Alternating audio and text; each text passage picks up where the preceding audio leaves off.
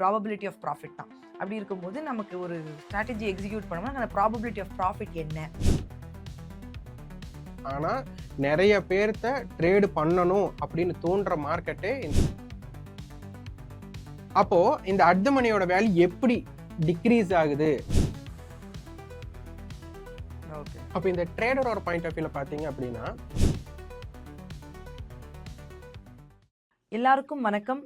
So இன்னைக்கு நம்ம ஷோவில் வந்து நம்ம கெஸ்ட்டாக வந்திருக்கிறது வந்து மிஸ்டர் சந்தோஷ். இவர் வந்து கிட்டத்தட்ட ஒரு 15 வருஷமாக ஆப்ஷன் ட்ரேடிங்கில் இருக்கார். அதாவது ஒரு கேபிள் டிவி ஆப்ரேட்டராக அவருடைய கரியரை ஸ்டார்ட் பண்ணி ஒரு பேஷன்னாலையும் இன்ட்ரெஸ்ட்னாலையும் ஒரு ஆப்ஷன் ட்ரேடராக 15 வருஷமாக இந்த ஒரு யூடியூப் சேனலும் ஸ்டார்ட் பண்ணியிருக்காரு. சக்ஸஸ்ஃபுல்லாகவும் ரன் பண்ணிகிட்ருக்காரு. இந்த யூடியூப் சேனல் பேர் வந்து ஆப்ஷன் ட்ரிக்கி ட்ரேடர்.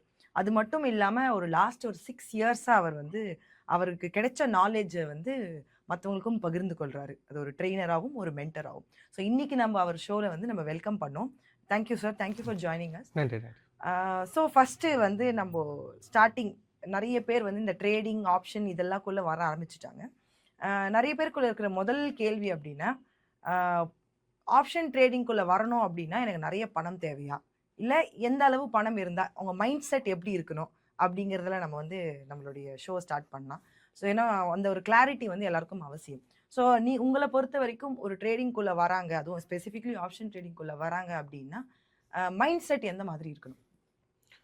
இப்போ மார்க்கெட் அப்படிங்கும்போது பொதுவாக இருக்கிறவங்களுக்கு நம்ம பணம் வச்சுருந்தாலே நம்ம மார்க்கெட்டுக்குள்ளே வந்துடலாம் அப்படிங்கிறது மட்டும்தான் இங்கே இருக்குது. இப்போ பெரியவங்க சொல்லுவாங்க, எப்போவுமே வந்து ஒரு தொழில் செய்கிறக்கோ ஏதாச்சும் ஒன்று இருக்கும்போது அனுபவம் அப்படிங்கிற ஒரு விஷயம் இருக்கணும்னு சொல்லுவாங்க. அப்போ அதே மாதிரி எடுத்ததுமே வந்து அகலக்கால் வச்சிடாதீங்க அப்படின்னு சொல்லுவாங்க. அப்போ என்னன்னா நம்ம வந்து எப்பவுமே ஒரு பாதுகாப்பாக ஒரு வேலை போகணும்ட்டு. இங்கே பங்கு சந்தை அப்படிங்கும்போது மட்டும் என்னன்னா மார்க்கெட்டில் எல்லாருக்கும் வந்துட்டு ஒரு ஈஸியாக மணி வந்துட்டு இன்னொரு செகண்டரி இன்கமாக கொண்டு வரலாம் அப்படிங்கிற ஒரு பாயிண்ட் ஆஃப் வியூவில் தான் எல்லாருமே ஷேர் மார்க்கெட்டில் பொதுவாகவே உள்ளே வராங்க. அப்போ செகண்டரி இன்கம் அப்படிங்கும்போது நமக்கு பிரைமரி இன்கம் நமக்கு ரொம்ப ரொம்ப முக்கியம். அப்போ நம்ம பிரைமரியாக நம்ம ஒரு தொழில் பண்ணிட்டு இருப்போம், அந்த தொழிலை பார்த்துட்டு இதையும் செகண்டரியாக பண்ணிடுவாங்க அப்படிங்கிறதுக்காக தான் வருவாங்க. அப்போ அந்த செகண்டரி இன்கம்ல அனுபவம் இருக்காது. அப்போ நம்ம பிரைமரி இன்கம்ல நம்ம என்ன பண்ணோமோ அந்த பணத்தையும் அந்த உழைப்பையும் கொண்டு வந்து நம்ம இங்கே பண்ணுறோம். அப்போ இது நமக்கு சேஃபா இருக்கணுமா அப்படின்னு பார்த்தா கண்டிப்பா சேஃபா இருக்கணும். ஏன்னா நம்ம வந்துட்டு இதுல ஏதாச்சும் லாஸ் பண்ணோம்னா அந்த பிரைமரி இன்கம்ல இருந்து வந்த நம்ம உழைப்பும் சரி டைமும் சரி எல்லாமே நம்ம எல்லாத்தையுமே இங்க வேஸ்ட் பண்ற மாதிரி. ஸோ இங்க அனுபவம் நமக்கு ரொம்ப ரொம்ப முக்கியம். அப்போ அந்த பங்கு சந்தை பத்தி நமக்கு இங்க என்னன்னாலும் நடக்குது அப்படிங்கிற ஒரு விஷயங்கள் தெரியணும். அப்போ பங்கு சந்தை பத்தி நமக்கு டோட்டல்டா பணம் இருந்தா மட்டும் பத்தாது, பங்கு சந்தையில என்ன நடக்குது அப்படிங்கிற ஒரு விஷயம் நமக்கு இங்க தெரியணும். அதுவும் ட்ரேடரா இன்வெஸ்டரா அப்படின்னு நம்ம பிரிக்கிறோம் அப்படின்னா இன்வெஸ்டரோட மைண்ட் செட் வேற, ஆப்ஷன்ஸ் ட்ரேடர் அப்படிங்கிற மைண்ட் செட் வேற. ஸோ அதனால அங்க நடக்கிற விஷயங்களை நம்ம பொறுத்து அதே மாதிரி நம்ம அனுபவத்து மேலேயுமா நம்ம பண்ணோம்னா கரெக்டா இருக்கும். அதாவது ஆசை இருந்தால் மட்டும் பத்தாது, அதுக்கு உண்டான நாலேஜும் இன்ஃபர்மேஷனும் தெரிஞ்சுக்கணும் அப்படின்னு சொல்றீங்க. ஸோ உங்களுடைய ஸ்டார்டிங் ஜேர்னி, அதாவது நீங்கள் வந்து ஒரு கேபிள் டிவி ஆப்ரேட்டராக ஸ்டார்ட் பண்ணீங்க அப்படின்னு சொல்லியிருந்தாங்க. அதுலேருந்து ஒரு யூடியூபராகவும் ஒரு ஃபுல் டைம் ஆப்ஷன் ட்ரேடராகவும் எப்படி நீங்கள் ட்ரான்ஸ்ஃபார்ம் ஆனீங்க? அதே மாதிரி இந்த டைமில் உங்களுக்கு வந்து நிறைய மேலேயும் போயிருக்கு, ஏன்னா மார்க்கெட் மேலே போகும் கீழே வரும். ஸோ நீங்கள் எப்படி அதெல்லாம் சந்திச்சிங்க? உங்களுடைய அனுபவம் பர்சனலாக உங்களுடைய எக்ஸ்பீரியன்ஸ் இதில் வந்து இந்த ஒரு லாஸ்ட் 15 இயர்ஸில் எப்படி இருந்துச்சு? நான் வந்து ஸ்கூல் லைஃப் படிக்கும் போதே நம்ம வந்துட்டு நாங்கள் இருக்கிறது வந்து கிராமம், கும்டிப்பதின்ட்டு ஒரு பிளேஸ் கோயம்புத்தூரில். அப்போவே வந்து நான் 10th படிக்கும்போதே நம்ம கேபிள் டிவி நெட்வொர்க் அப்போ வந்து அந்த ஏரியாவில் நம்ம ஆரம்பித்தோம். அப்போ பிஸ்னஸ் ஓரியன்டாக அப்படியே போயிட்டு இருந்தது. காலேஜ் போயிட்டு இருக்கும்போதெல்லாம் வந்து பார்த்தீங்கன்னா நம்ம வந்துட்டு கொஞ்சம் ஆர்வ கோளாறு ஜாஸ்தி எப்போவுமே. எதா இருந்தாலும் வந்து பார்த்தீங்கன்னா இப்போ டீச்சர்ஸு ப்ரொஃபஸர்ஸ் யாரும் வராங்க அப்படின்னா அவங்க ஏதாச்சும் ஒரு விஷயங்கள் சொன்னாலே அந்த விஷயங்களை வச்சே அவங்கள வந்து என்னன்னா கொஸ்டின்ஸ் ரைஸ் பண்ணி எனக்கு எப்போவுமே வந்து ஒரு புக் ரீடிங் கிடையாது. எப்போவுமே நம்ம அப்சர்வேஷன், இப்போ நீங்கள் என்ன சொன்னாலும் அதை கேட்டுட்டு அதை அப்படியே நான் ரியாக்ட் பண்ணுவேன். ஆனால் உட்காந்து படிக்கிறதோ எழுதுறதோ அந்த மாதிரி அந்த பாயிண்ட் ஆஃப் வியூ கிடையாது. அப்போ வந்து ஃபினான்ஸ் ரீதியாக போயிட்டு இருக்கும்போது அதில் ஒரு சப்ஜெக்ட் வந்துட்டு நமக்கு நான் பிகாம் படித்ததுனால அப்போது கம்பெனி ஓரியன்டாக இந்த ஷேர் மார்க்கெட் அந்த ரிலேட்டடாக போகும்போது பார்த்தீங்கன்னா அதில் ரொம்ப ஆர்வமாக இருந்தது. அப்போ அது போயிட்டு இருந்தது. அப்போ நம்ம சரி ஷேர் மார்க்கெட்டுக்குள்ளே வரலாம் அப்படிங்கிற ஒரு ஐடியா, ஆனால் எப்படி வரோம்னால தெரியாது. ஆனால் காட்ஸ் கிரேஸ் என்னன்னா நாங்கள் படிப்பு முடிச்சுட்டு வர்றோம், வந்து நான் ஒரு 6 மந்த் வந்து திருப்பி நம்மளோட தொழில் தான் இருக்கே அப்படிங்கிற தொழிலை நம்ம பார்த்துட்டு இருந்தோம். அப்போ என்னுடைய பெஸ்ட் ஃப்ரெண்ட் அவர் வந்து என்ன ஆகுதுன்னா அவர் ஷேர் மார்க்கெட்டுக்குள்ளேயே அவர் வந்து ஜாயின் பண்ணுறாரு. அப்போ அவர் சொல்லும்போது நம்ம என்னன்னா ஈஸியாக ஷேர் மார்க்கெட்டுக்குள்ளே வந்துட்டோம். ஓகே. ஸோ உங்களுடைய நண்பர் வந்து உங்களுக்கு இருந்ததுனால அதுவும் உள்ள வந்துட்டீங்க.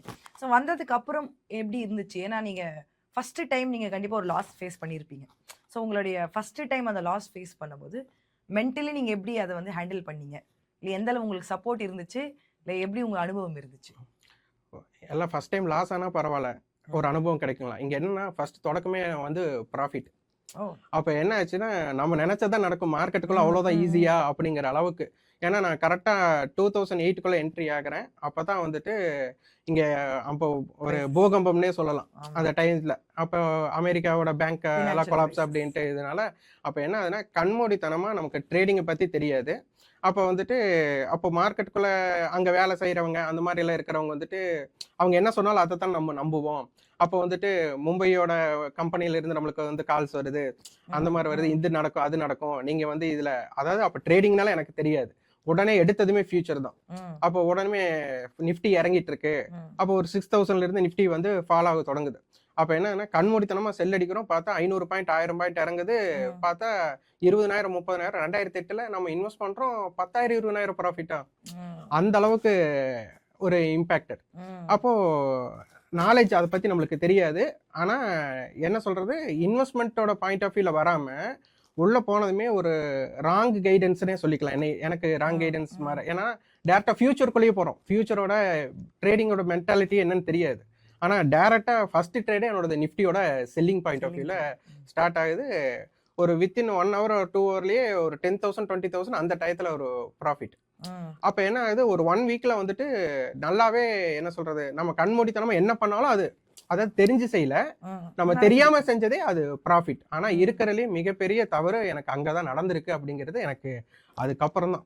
ஏன்னா நம்ம செல் மார்க்கெட் அப்படிங்கிற இடத்துல செல் பண்ணிட்டோம். ம், ஆனா அதுக்கப்புறம் என்ன நடக்கும் அப்படிங்கிற விஷயம் தெரியல. ஆனா ம், அதுக்கப்புறம் தொட்டது ஃபுல்லாவே நமக்கு லாஸ். அப்ப அந்த லாஸ்ல இருந்து ஏன் நம்ம எப்படி லாஸ் ஆனோம் அப்படிங்கிறத கண்டுபிடிக்கிறதுக்கே நமக்கு வந்துட்டு கிட்டத்தட்ட 1 இயர் ஆயிருச்சு. என்னோட ஜேர்னி தெரியாம நான் ஃபியூச்சர்ல ஆரம்பிச்சதுனால, என்னோட கேபிட்டலும் நம்ம அதிகமான லாஸும் நமக்கு போயிட்டு இருந்தது. ம், ஸோ ம், அதுக்கப்புறம் வந்துட்டு கொஞ்சம் கொஞ்சமா இல்ல இதுக்குள்ள வந்துட்டு என்கிட்ட பணம் இருந்தா பத்தாது. எனக்கு ம், வந்துட்டு பை செல் மட்டும் பண்ணா பத்தாது. அப்போ நமக்கு இங்க என்ன நடக்குதுன்னே தெரியல. அப்போ அத தெரிஞ்சுக்கிறக்காக நம்ம வந்துட்டு அதுக்கப்புறம் அப்சர்வேஷன் அப்படிங்கிற ஒரு விஷயத்த உள்ள கொண்டு வந்ததுக்கு அப்புறம் தான் நமக்கு டோட்டல்டாவே ஆனா அதுக்குள்ளேயே நெறைய பணங்கள் இழக்கப்பட்டது. ஆனா ம், என்னன்னா, என்னுடைய குடும்பத்துல வந்துட்டு நான் பணம் லாஸ் ஆனேன். ஆனா அந்த லாஸ் ஆனதோட இது எனக்கு தெரியல. ஏன்னா ம். குடும்பம் வந்து நமக்கு வந்துட்டு அதுல சப்போர்ட்டா சப்போர்ட் இருந்ததுனால, இருந்திருக்காங்க. ம், ஒரு பணத்த இழந்துட்டேன்னு ஒரு சொல்லி காமிக்கிற விஷயம், அந்த மாரி இது இல்லாம நம்மனால முடியும் அப்படிங்கிற ஒரு விஷயத்த அவங்க பேக் போனா இருந்ததுனால, இது ரெக்கவர் பண்ண முடிஞ்சது என்னால. கரெக்ட். ஸோ நீங்க சொன்னத வச்சு பார்க்கும்போது, நீங்க ப்ராஃபிட் பார்த்தாலுமே, அந்த பிஞ்ச் அதாவது அத கத்துக்கணுங்கிற வந்து ஒரு விஷயம்ங்கிறது உங்களுக்கு புரிய வந்துச்சு. அதுக்கப்புறம் நீங்க அத எடுத்துட்டு போனீங்க. சூப்பர். இப்போ நீங்க சொன்ன ஒரு விஷயம் எனக்கு என்ன தோணுச்சுன்னா, நெறைய பேர் வந்து ஃபர்ஸ்ட் டைம் ப்ராஃபிட் பார்க்குறாங்க அப்டின்னா, நானும் நெறைய என்னுடைய நண்பர்கள் சர்க்கிள்லயும் பார்த்தீங்கன்னா, இந்த ஒரு விஷயம் இருக்கும். ப்ராஃபிட் பார்க்குறோம் அப்டின்னா, ஓகே எனக்கு எல்லாமே இப்ப தெரியும். அப்டிங்கிற அந்த ஒரு ஓவர் கான்ஃபிடன்ஸ் வந்துரும். அதுவும் யங்ஸ்டர்ஸா இருக்காங்க. ஃபர்ஸ்ட் டைம் உள்ள மார்க்கெட்குள்ள வராங்க. எஸ்பெஷலி ஆப்ஷன் ட்ரேடிங்குள்ள வராங்க அப்படின்னும்போது, ப்ராஃபிட் பார்த்தாங்க அப்படின்னா, எனக்கு எல்லாம் தெரியும். ஓகே நான் ப்ராஃபிட் பார்த்தேன்னா, அப்ப நான் பண்றதெல்லாம் கரெக்ட்டு. அப்படிங்கிற ஒரு மைண்ட் செட் ட்ராப்ன்னு சொல்லலாம். அதுக்குள்ள மாட்டிக்கிறாங்க. அது மாட்டாம இருக்கணும் அப்படின்னா, அவங்க என்னென்ன பண்ணணும்? இல்ல என்னென்ன விஷயங்கள அவங்க ஃபர்ஸ்ட்டு தெரிஞ்சுக்கணும்? ம். இந்த கேள்வி என்னையவே நான் திருப்பி என்னை கேட்டுக்கிற மாரி இருக்கு. ஏன்னா, இத அனுபவிச்சுட்டு தான் வந்தது. இப்ப நம்ம யூடியூப் சேனல் ஆரம்பிச்சத பத்தி கேட்டிருந்தீங்க. அதுக்கு முன்னாடி பார்த்தீங்க அப்படின்னா, நம்ம வந்துட்டு ஒரு மார்க்கெட்ட பத்தி தெரிஞ்சுக்கிறதுக்காக அப்சர்வேஷன் பண்ணோம். அப்ப அப்சர்வேஷன் பண்ணதுல ஒரு ஸ்ட்ராட்டஜி அமைஞ்சிருச்சு. அந்த ஸ்ட்ராட்டஜி என்னன்னா, ஒரு 6 மந்த்து எனக்கு வந்துட்டு வித்தவுட் லாஸ். ம். நான் என்ன பண்ணாலுமே அது வந்துட்டு ப்ராஃபிட் தான். அப்போ வந்துட்டு நான் ஃப்ரெண்ட்ஸ் கிட்ட எல்லாத்தையும் சொல்றேன். நம்ம சூப்பரான ஒண்ணு கண்டுபிடிச்சிட்டோம். யாருமே கண்டுபிடிச்சிட்ட ம். மாட்டிருக்கு அப்படிங்கிற அளவுக்கு சொல்லிட்டு இருக்கேன்.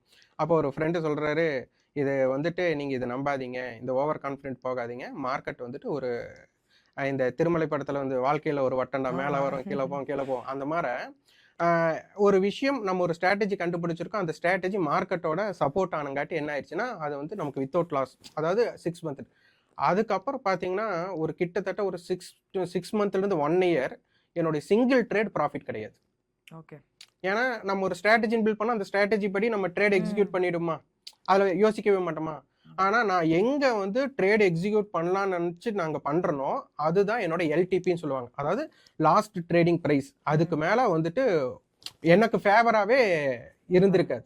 ம். அந்த மாரி. அப்போதான் அப்போ வந்து மார்க்கெட்ல வந்துட்டு முக்கியம் வந்துட்டு மார்க்கெட்டோட கிளைமேட் கண்டிஷன்ஸ் சொல்லுவாங்கல்ல, சர்க்கம்ஸ்டன்ஸ் ம். சொல்லுவாங்கல்ல, சூழ்நிலைன்னு சொல்லுவாங்கல்ல. ம். அந்த சூழ்நிலைய தெரியாம, இப்போ இப்போ குளிர்காலத்துல வந்துட்டு ஹீட்டர் வைக்கணும். ஹீட் காலத்துல கூலிங் அந்த மாரி ஆமா. நம்ம கரெக்ட்.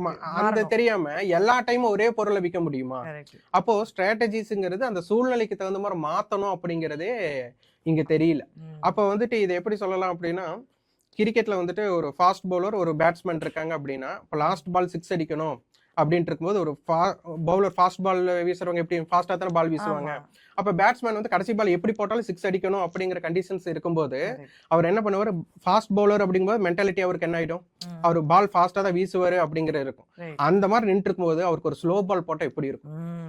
அவருனால அத வந்து ஃபேஸும் கூட ஹேண்டில் பண்ண முடியாது. ஏன்னா, ம். அவருடைய தாட்ல வந்துட்டு அவர் ஃபாஸ்ட்டா பால் வீசுவாருன்னு நெனச்சிட்டு இருக்கும்போது, ம்.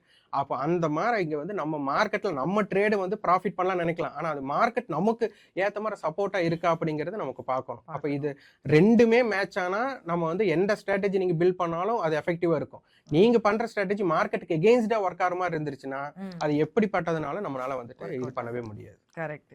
ஆக்சுவலி நீங்க சொன்னதுல ஒரு இம்பார்ட்டன்டான பாயிண்ட் என்னன்னா, அந்த எடுத்துக்காட்டு நல்லா இருந்துச்சு. குளிர்காலத்திலயும், வெயில் காலத்திலயும் நீங்க ஒரே பொருள் வித்தீங்கன்னா, சேல் ஆகாது. ஸோ நம்ம அந்த சூழ்நிலைக்கு தகுந்த மாரி மாத்திக்கணும். அதே அந்த மாதிரியே பார்த்தீங்கன்னா, ஆப்ஷன்ஸ் ட்ரேடிங் பொறுத்தவரைக்கும் அந்த டைம் ம். அப்படிங்கிறது, இந்த ஆப்ஷன் பிரீமியம், இந்த டைம் டிகே அப்படின்னு சொல்லும்போது, அந்த டைம்ங்கிற அந்த காலகட்டம் இது ரொம்ப இம்பார்ட்டன்ட். ஸோ ஒரு ஆப்ஷன் ட்ரேடருக்கு இந்த டைம் சென்சிட்டிவா இருக்கிறது. ஏன்னா, இப்போ நீங்க ஒரு இன்வெஸ்டரா எடுத்துக்கிட்டோம் அப்படின்னா, அவங்க ஜெனரலா அவுட்லுக் பார்க்கணும். லாங் டெர்ம் இன்வெஸ்டரா இருக்காங்க. அது 10 வருஷத்துக்கு அப்புறம் இது நல்ல விலை ஏறும். அப்படிதான் எல்லாரும் ரியல் எஸ்டேட்லயும் இன்வெஸ்ட் பண்றாங்க. பட் ஆப்ஷன் ட்ரேடிங் அப்படி ஒர்க் ஆகாது. இது ஒரு டெரிவேட்டிவ் ப்ராடக்ட்டா இருக்கிறதுனால, இந்த டைம்ங்கிறது ரொம்ப இம்பார்ட்டன்ட் ஒரு ஷார்ட் டெர்ம்க்கு. அப்படி இருக்கும்போது இந்த டைம் டிகே அப்படிங்கிற கான்செப்ட்ட வந்து நீங்க எப்படி வந்து ஒரு பிகினருக்கு வந்து சிம்ப்ளிஃபை பண்ணுவீங்க?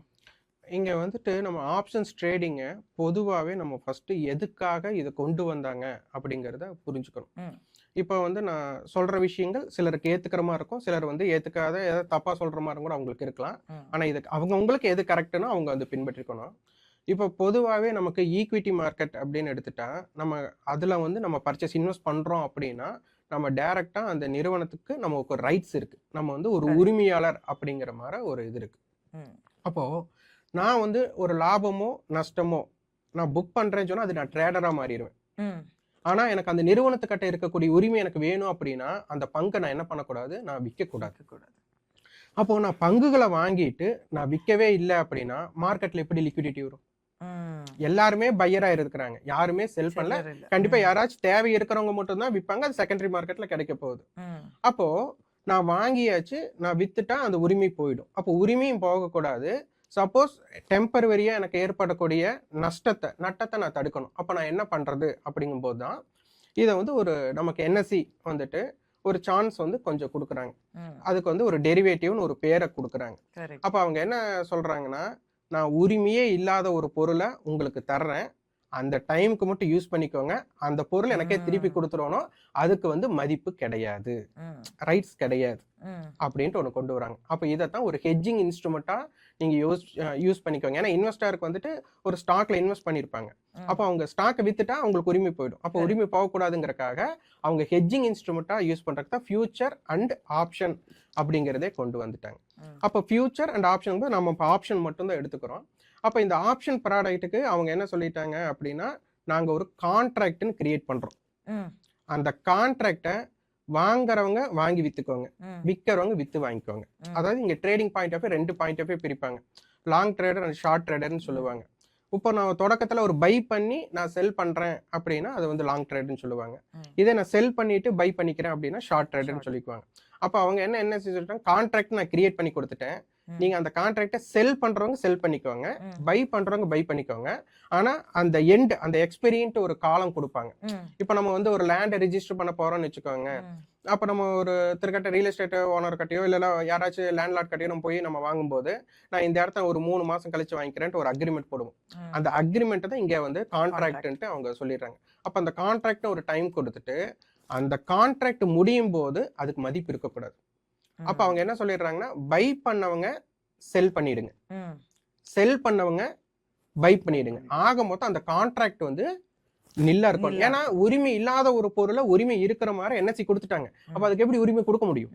சோ ம். அந்த கான்ட்ராக்டை அவங்க நில் பண்ண சொல்லிடுறாங்க எக்ஸ்பைரி அப்போ. ம். சோ இதுதான் இப்படித்தான் அங்க வந்துட்டு நமக்கு அந்த கான்ட்ராக்ட் டெரிவேட்டிவ் மார்க்கெட்டே நமக்கு வந்து ரன் ஆகுது. சூப்பர். எனக்கு தெரிஞ்சு நீங்க இந்த டெரிவேட்டிவ் மார்க்கெட்ட இவ்ளோ சிம்ப்ளிஃபைடா எக்ஸாம்பிள்ல சொன்னதுக்கு வந்து தேங்க்ஸ் ஆக்சுவலி. ரொம்ப கிளியரா இருந்துச்சு. இப்ப இந்த டெரிவேட்டிவ் பத்தி நம்ம மேலும் பேசுவோம். இந்த ஆப்ஷன் ட்ரேடிங் இருக்கும்போது, இப்ப ஏன்னா இப்போ ஒரு பிகினரா வராங்க அப்படின்னா, உள்ள போனோனே நெறைய சார்ட் இருக்கு. இப்போ ஆப்ஷன் செயின்னு ஒரு ஒரு காலம் ஒரு டேபிள் இருக்கும். அதெல்லாம் எப்படி பார்க்கறது? ஏன்னா அத பத்தி ஒரு பேக்கிரவுண்டே இல்லாத ஒருத்தர் வந்து போயிட்டு அத புரிஞ்சுக்கணும் அப்படின்னா, நீங்க சொன்ன மாதிரி லாங்கும் இருக்கு, ஷார்ட்டும் இருக்கு. நீங்க ஆப்ஷன் பையராவும் இருக்கலாம், ஆப்ஷன் செல்லராவும் இருக்கலாம். ஸோ ஒரு ட்ரேடர் வந்து எப்போ பையரா இருக்கணும், எப்போ செல்லரா இருக்கணும். அதே மாரி இந்த டேபிள் இதெல்லாம் வந்து எப்படி அவங்க பார்த்து, எப்படி அத அண்டர்ஸ்டாண்ட் பண்ணிக்கணும். இல்ல எந்த அளவு அவங்களுக்கு வந்து ஒண்ணு நான் பார்த்துருக்கேன். கிரீக்ஸ் அப்படின்னு இருக்கும். அதுவும் நெறைய யூஸ் பண்ற ஒரு டெர்ம். கிரீக்ஸ் அப்படின்னு இருக்கும். இப்ப இதெல்லாம் வச்சு எப்படி வந்து ஒரு ஒரு ட்ரேட பிளேஸ் பண்றாங்க அப்படின்னா, எப்படி அத அவங்க பண்ணணும்? இங்க ஆப்ஷன்ஸ் பிரீமியம் அப்படிங்கிறதே நமக்கு வந்துட்டு ஒரு கால்குலேஷன்ஸ்ல தான் உள்ள வந்துட்டு அவங்க ஸ்ட்ரக்சர் பண்ணிட்டாங்க. அப்ப இதுல நார்மலா வந்து பாத்தீங்கன்னா டிமாண்ட் அண்ட் சப்ளைக்கு இங்க வந்துட்டு இடம் இல்லை. ஆனா பிரைஸோட மூவ்மெண்ட் வேணா நமக்கு வந்து என்னவா இருக்கலாம்னா டிமாண்ட் அண்ட் சப்ளைல நடக்கலாம். ஒரு விலை ஏற்ற இறக்கம் இல்ல விலை ஏற்ற இறக்கங்கிறது வந்து நான் சொல்றது ஸ்டாக்கை சொல்றேன், இல்ல மார்க்கெட்டை சொல்றேன். ஆனா ஆப்ஷன்ஸ் பிரீமியத்துக்குள்ள இருக்கிறது வந்துட்டு நமக்கு வந்து கால்குலேஷன்ஸ் கொண்டு போய் உட்கார வச்சாச்சு. அப்ப அதுக்குள்ள இருக்க விஷயங்கள் தான் நடக்கும். அதுதான் ஆப்ஷன் கிரீக்ஸ் அப்படின்னு அவங்க சொல்லிட்டாங்க. இப்ப சிம்பிளிஃபையா நம்ம வந்துட்டு ஒவ்வொரு ஸ்டெப்பா நம்ம போறோம் அப்படின்னா இதெல்லாம் தெரிஞ்சுக்கிறதுக்கு முன்னாடி மார்க்கெட்டோட ஸ்ட்ரக்சர் நமக்கு தெரியணும். மார்க்கெட்டோட ஸ்ட்ரக்சர்ல நம்ம மூணா பிரிக்கணும். மூணா பிரிக்கும் போது ஃபர்ஸ்ட் பாயிண்ட் வந்துட்டு ஒன் சைடு மார்க்கெட் அப்படின்னு சொல்லுவாங்க. எல்லாரும் விரும்பி சந்தோஷமா போற விஷயம் ஒன் சைடு மார்க்கெட் தான். ஏன் அப்படின்னா ஒன் சைடுனால என்ன அர்த்தங்க? ஒரு பக்கம் மட்டும் தான் ஒரு நடக்கும். பக்கம் மட்டும் தான். எனக்கு அப்ப மட்டும் எதிர் தான் திசையில ஒண்ணும் இருக்காது. அப்ப என்ன ஆகும்? நம்ம ட்ரெண்ட் சைடு மட்டும் ஏறி உக்காந்துட்டா போதும். நமக்கு எந்த பாதிப்புமே கிடையாது. இருக்காது. அப்ப எல்லாரும் என்னன்னா இந்த சைடு போறதுக்காக தான். ஆனா இந்த சைடு எப்பவுமே கிடைக்காது. எப்பவுமே கிடைக்காது மீன்ஸ் எப்பவுமே ஒரு அந்த மாதிரி நடக்காது. நடக்காது. அப்போ மார்க்கெட் மேல போகுதுன்னா மேல மட்டும் தான் போகும். கீழே போகுதுன்னா கீழே மட்டும் தான் போகும். அப்போ அந்த சைடு நம்ம டிராவல் பண்ணிட்டோம், இப்போ பையரா டிராவல் பண்ணிட்டோம் அப்படின்னா நமக்கு வந்துட்டு பிரச்சனை இல்லை. அப்போ ஆப்ஷன் பையரா இருக்கிறவங்க இந்த இடத்துல என்ன பண்ணுவாங்க அப்படின்னா ஒரு ப்ரீவியஸ் க்ளோஸுக்கு மேல ஒரு சின்ன டெக்னிக்கல் வேர்டுக்கு தான் ப்ரீவியஸ் க்ளோஸுக்கு மேல யார் இருக்கானோ அவன் சைடு டிராவல் பண்ணிட்டாலே போதும். ஒன் சைடு மார்க்கெட் ஊர் போற போக்குல போற மாதிரி. இப்போ டவுன் சைடு போறாங்கன்னா புட்டு ப்ரீவியஸ் க்ளோஸ்க்கு மேல இருக்கும். அப்போ மார்க்கெட் வந்துட்டு இதா இருக்கும். மார்க்கெட் மேல போகுதுன்னா நமக்கு கால் சைடு ப்ரீவியஸ் க்ளோஸ்க்கு மேல இருக்கும். அந்த ட்ரெண்ட் சைடு போயிடணும். இதே செல்லரோட பாயிண்ட் ஆஃப் வியூல அதுக்கு எகெயின்ஸ்டா அவங்க என்ன பண்ணுவாங்கன்னா மார்க்கெட் மேல போகுதுன்னா காலை பை பண்ண மாட்டாங்க, காலை செல் பண்ணிடுவாங்க. ஸோ அந்த மாதிரி போயிடுவாங்க. அப்போ இது வந்து ஃபர்ஸ்ட் மார்க்கெட் வந்துட்டு ஒன் சைடு மார்க்கெட். ரெண்டாவது மார்க்கெட் வந்துட்டு ஈஸியா இந்த சின்ன சின்ன ட்ரேடர்ஸ் எல்லாம் பண்ணுவாங்க. மார்க்கெட் மேல போகும்போது பாத்தீங்கன்னா கீழே வரும்னுபாங்க, கீழே போகும்போது வந்துட்டு மேல போகும்பாங்க. அதாவது ஜிக்ஸாக்கா இருக்கும். இதுல என்ன பண்ணணும்னா ஆப்ஷன்ஸ் பையரா இருக்கிறவங்க இதுக்கு பேர் வால்டைல் மார்க்கெட் சொல்லுவாங்க. இது மேக்ஸிமம் ரெசிஸ்டன்ஸ். இப்போ நம்ம ஒரு பால் இருக்குன்னு வச்சுக்கோங்க, அந்த பாலை நான் தூக்கி வீசினேன்னு வச்சுக்கோங்க, அந்த பாலுக்குன்னு ஒரு விசை இருக்கும். அந்த விசை இருக்கிற வரை என்ன பண்ணும், அது மேல போகும். அதுக்கப்புறம் என்ன ஆகும்னா அதுக்கப்புறம் அது கீழே வர தொடங்கிடும். அதே மாதிரி ஒரு பால் இருக்கும். அந்த பாலை வந்துட்டு நான் கீழே வீசுறேன் அப்படின்னா கீழே தரைப்பகுதி எங்க இருக்கும் அந்த தரைப்பகுதியில பட்டுட்டு ரிட்டர்ன் ஆகும். இந்த ரிட்டர்ன் ஆகிற இடத்துல ரிவர்ஸ் ட்ரேட் பண்ணுவாங்க. அப்ப இந்த இடத்துல அவங்க பண்ணும்போது என்ன பண்ணுவாங்க அப்படின்னா யாரெல்லாம் ப்ரீவியஸ் க்ளோஸ்க்கு கீழே கொஞ்சம் லோ பேஸ் பண்றாங்களோ அந்த லோல ட்ரேட் பண்றாங்க. இப்போ மார்க்கெட் மேல போகும்போது புட் ஆப்ஷன் லோல ட்ரேட் பண்ணுவாங்க, மார்க்கெட் கீழே போகும்போது வந்து கால் ஆப்ஷன் லோல ட்ரேட் பண்ணுவாங்க. அந்த மாதிரி எடுக்கிறவங்க வந்துட்டு இந்த வால்டைல் மார்க்கெட்ல ஜெயிக்கலாம். மூணாவது மார்க்கெட் ஆப்ஷன் பையருக்கு ஆகாத மார்க்கெட். என்னன்னா இப்போ நான் ஏதாச்சும் உங்ககிட்ட ஒரு காமெடி பேசுறேன்னு வச்சுக்கோங்க, நீங்க என்ன பண்ணுவீங்க? ரியாக்ஷனுக்கு சிரிக்கணும். அந்த ஜோக் நல்லா இருந்தா சிரிப்பீங்க. அந்த ஜோக்கே ஒண்ணு இல்ல, நான் சொன்னதே ஜோக்கான்னு தெரியல, அப்போ ஒரு ரியாக்ஷனே இல்லாத மார்க்கெட். அதாவது மார்க்கெட் மேலையும் போகாது, மார்க்கெட் கீழையும் போகாது, ஒரு நான் டைரக்ஷன்ல இருக்கும். இந்த இடத்த நம்ம வந்து மார்க்கெட்ல வந்து தவிர்த்துடணும். ஆப்ஷன் பையரா தவிர்த்துடணும். ஆனா நிறைய பேர்த்த ட்ரேடு பண்ணணும் அப்படின்னு தோன்ற மார்க்கெட்டே இந்த சைடுவே மார்க்கெட் தான். ஏன்னா பிரீமியம் ஏறவும் செய்யாது, இறங்கவும் செய்யாது. அப்ப என்ன ஆகும், நம்ம நிறைய அமௌண்ட்டை வந்துட்டு உள்ள போடுவோம். அப்ப என்ன ஆகும், ஆவரேஜ் மெத்தட் அது இதுன்னு பண்ணும்போது என்ன ஆகும், நிறைய லாசஸ் ஆயிட்டு மார்க்கெட்டையே தப்பு சொல்லிட்டு மார்க்கெட்டை ஏமாத்துது அப்படின்னு சொல்லிட்டு வெளியில போற இடம்னா இந்த சைடுவே மார்க்கெட் தான். அப்ப இந்த மார்க்கெட்டோட ஸ்ட்ரக்சர் ஃபர்ஸ்ட் தெரிஞ்சுட்டு அதுக்கப்புறம் தான் நம்ம உள்ள வந்து ட்ரேடரா நமக்கு என்னென்ன பாயிண்ட் ஆஃப் இருக்கு. இப்போ நம்ம சொன்னோம்லங்க லாங் ட்ரேடர் ஷார்ட் ட்ரேடர்னு சொன்னோம்ல, அப்போ அவங்க உள்ள வருவாங்க. அப்போ கால் பையருக்கு என்ன, கால் செல்லருக்கு என்ன, புட் பையருக்கு என்ன, புட் செல்லருக்கு என்ன நம்ம பிரிக்கணும். ஓகே. அப்போ இந்த ட்ரேடரோட பாயிண்ட் ஆஃப் வியூல பாத்தீங்க அப்படின்னா, எப்பவுமே ஆப்ஷன் பையரை விட ஆப்ஷன் செல்லருக்கு வந்து வின்னிங் ப்ராபபிலிட்டி அதிகம்னு சொல்லுவாங்க. ஆனா ப்ராஃபிட் வந்துட்டு ஒரு பெரிய ஜாக்பாட் எல்லாம் கிடைக்குதுன்னா செல்லரை விட ஆப்ஷன் பையருக்கு தான் கிடைக்கும்னு சொல்லுவாங்க. இது ரெண்டா பிரிக்கும் போது என்னன்னா அவங்களுக்கு உண்டான சான்சஸ் நம்ம பிரிக்கணும். இப்போ கால் பையர் அப்படின்னு எடுத்துட்டாங்கன்னா மார்க்கெட் வந்து மேல போகணும், மேல மட்டும்தான் போகணும். அப்போ சைடு வேவும் போகக்கூடாது, ரிவர்ஸும் ஆகக்கூடாது. அப்ப இவங்களுக்கு ஒரே ஒரு சான்ஸ் என்னன்னா, இப்போ 3 சான்ஸ் எடுக்கிறோம், அதுல வந்து ஒரே ஒரு சான்ஸ் மட்டும்தான் கால் பையருக்கு. அதே மாதிரி புட் பையருக்கு மார்க்கெட் கீழே போகணும், ஆனா கீழே மட்டும்தான் போகணும். எந்த இடத்துலயும் சைடுவே போகக்கூடாது, மார்க்கெட் ரிவர்ஸா மேல ஏறக்கூடாது. அப்ப இங்க பையருக்குன்னு பாத்தீங்கன்னா இப்போ 3 சான்ஸ் எடுத்தால ஒரே ஒரு சான்சஸ் தான். ஆனா ஆப்ஷன் செல்லருக்கு அப்படி இல்லை. இப்ப கால் செல்லர் அப்படின்னு எடுத்துட்டா மேல மட்டும்தான் போகக்கூடாது, சைடுவே போகலாம் இல்ல கீழே வரலாம். புட் செல்லரை பொறுத்தவரை மார்க்கெட் கீழே மட்டும்தான் போகக்கூடாது, சைடுவே போகலாம் இல்லைன்னா மேல போகலாம். அப்ப இவங்களுக்கு பாத்தீங்கன்னா 2 சான்ஸ் அதிகம், பையரை விட பார்க்கும்போது 3 சான்சஸ்னா இவங்களுக்கு. அதனாலதான் வின்னிங் ப்ராபபிலிட்டி வந்துட்டு செல்லரோட இதுல அதிகம், பையருக்கு வந்து குறைவு. ஆனா ஒரு ப்ரொஃபஷனலா நீங்க வந்து ரொம்ப லாங் ரன் நீங்க போகணும் அப்படின்னா அந்த ஜாக்பாட்டுங்கிறது எப்பவோ ஒரு நாள். இப்ப நம்ம சாப்பாடு சாப்பிட்டுட்டு இருக்கும்போது மோர் சாப்பாடு அதெல்லாம் சாப்பிடும்போது பாத்தீங்கன்னா ஊறுகாய் தொட்டுக்கு வந்துடுறீங்களா, அந்த மாதிரிதான் ஜாக்பாட்டுக்கு.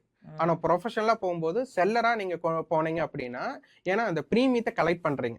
ஸோ அந்த பிரீமியம் டைம் டிகேவை நீங்க எடுக்கும்போது உங்களுக்கு என்னன்னா லாங் ரன்னுக்கு நமக்கு ஈஸியா இருக்கும். அப்போ ட்ரேடர் அப்படிங்கும்போது சிலர் வந்து ஆப்ஷன் மட்டும்தான் பை பண்ணுவேன் அப்படிங்கிற இதுலயே வந்துருவாங்க, ஒருத்தர் செல்லரோட பாயிண்ட் ஆஃப் வியூ போவாங்க. ஆனா இங்க மட்டும் ஆல்ரவுண்டரா இருக்கணும்.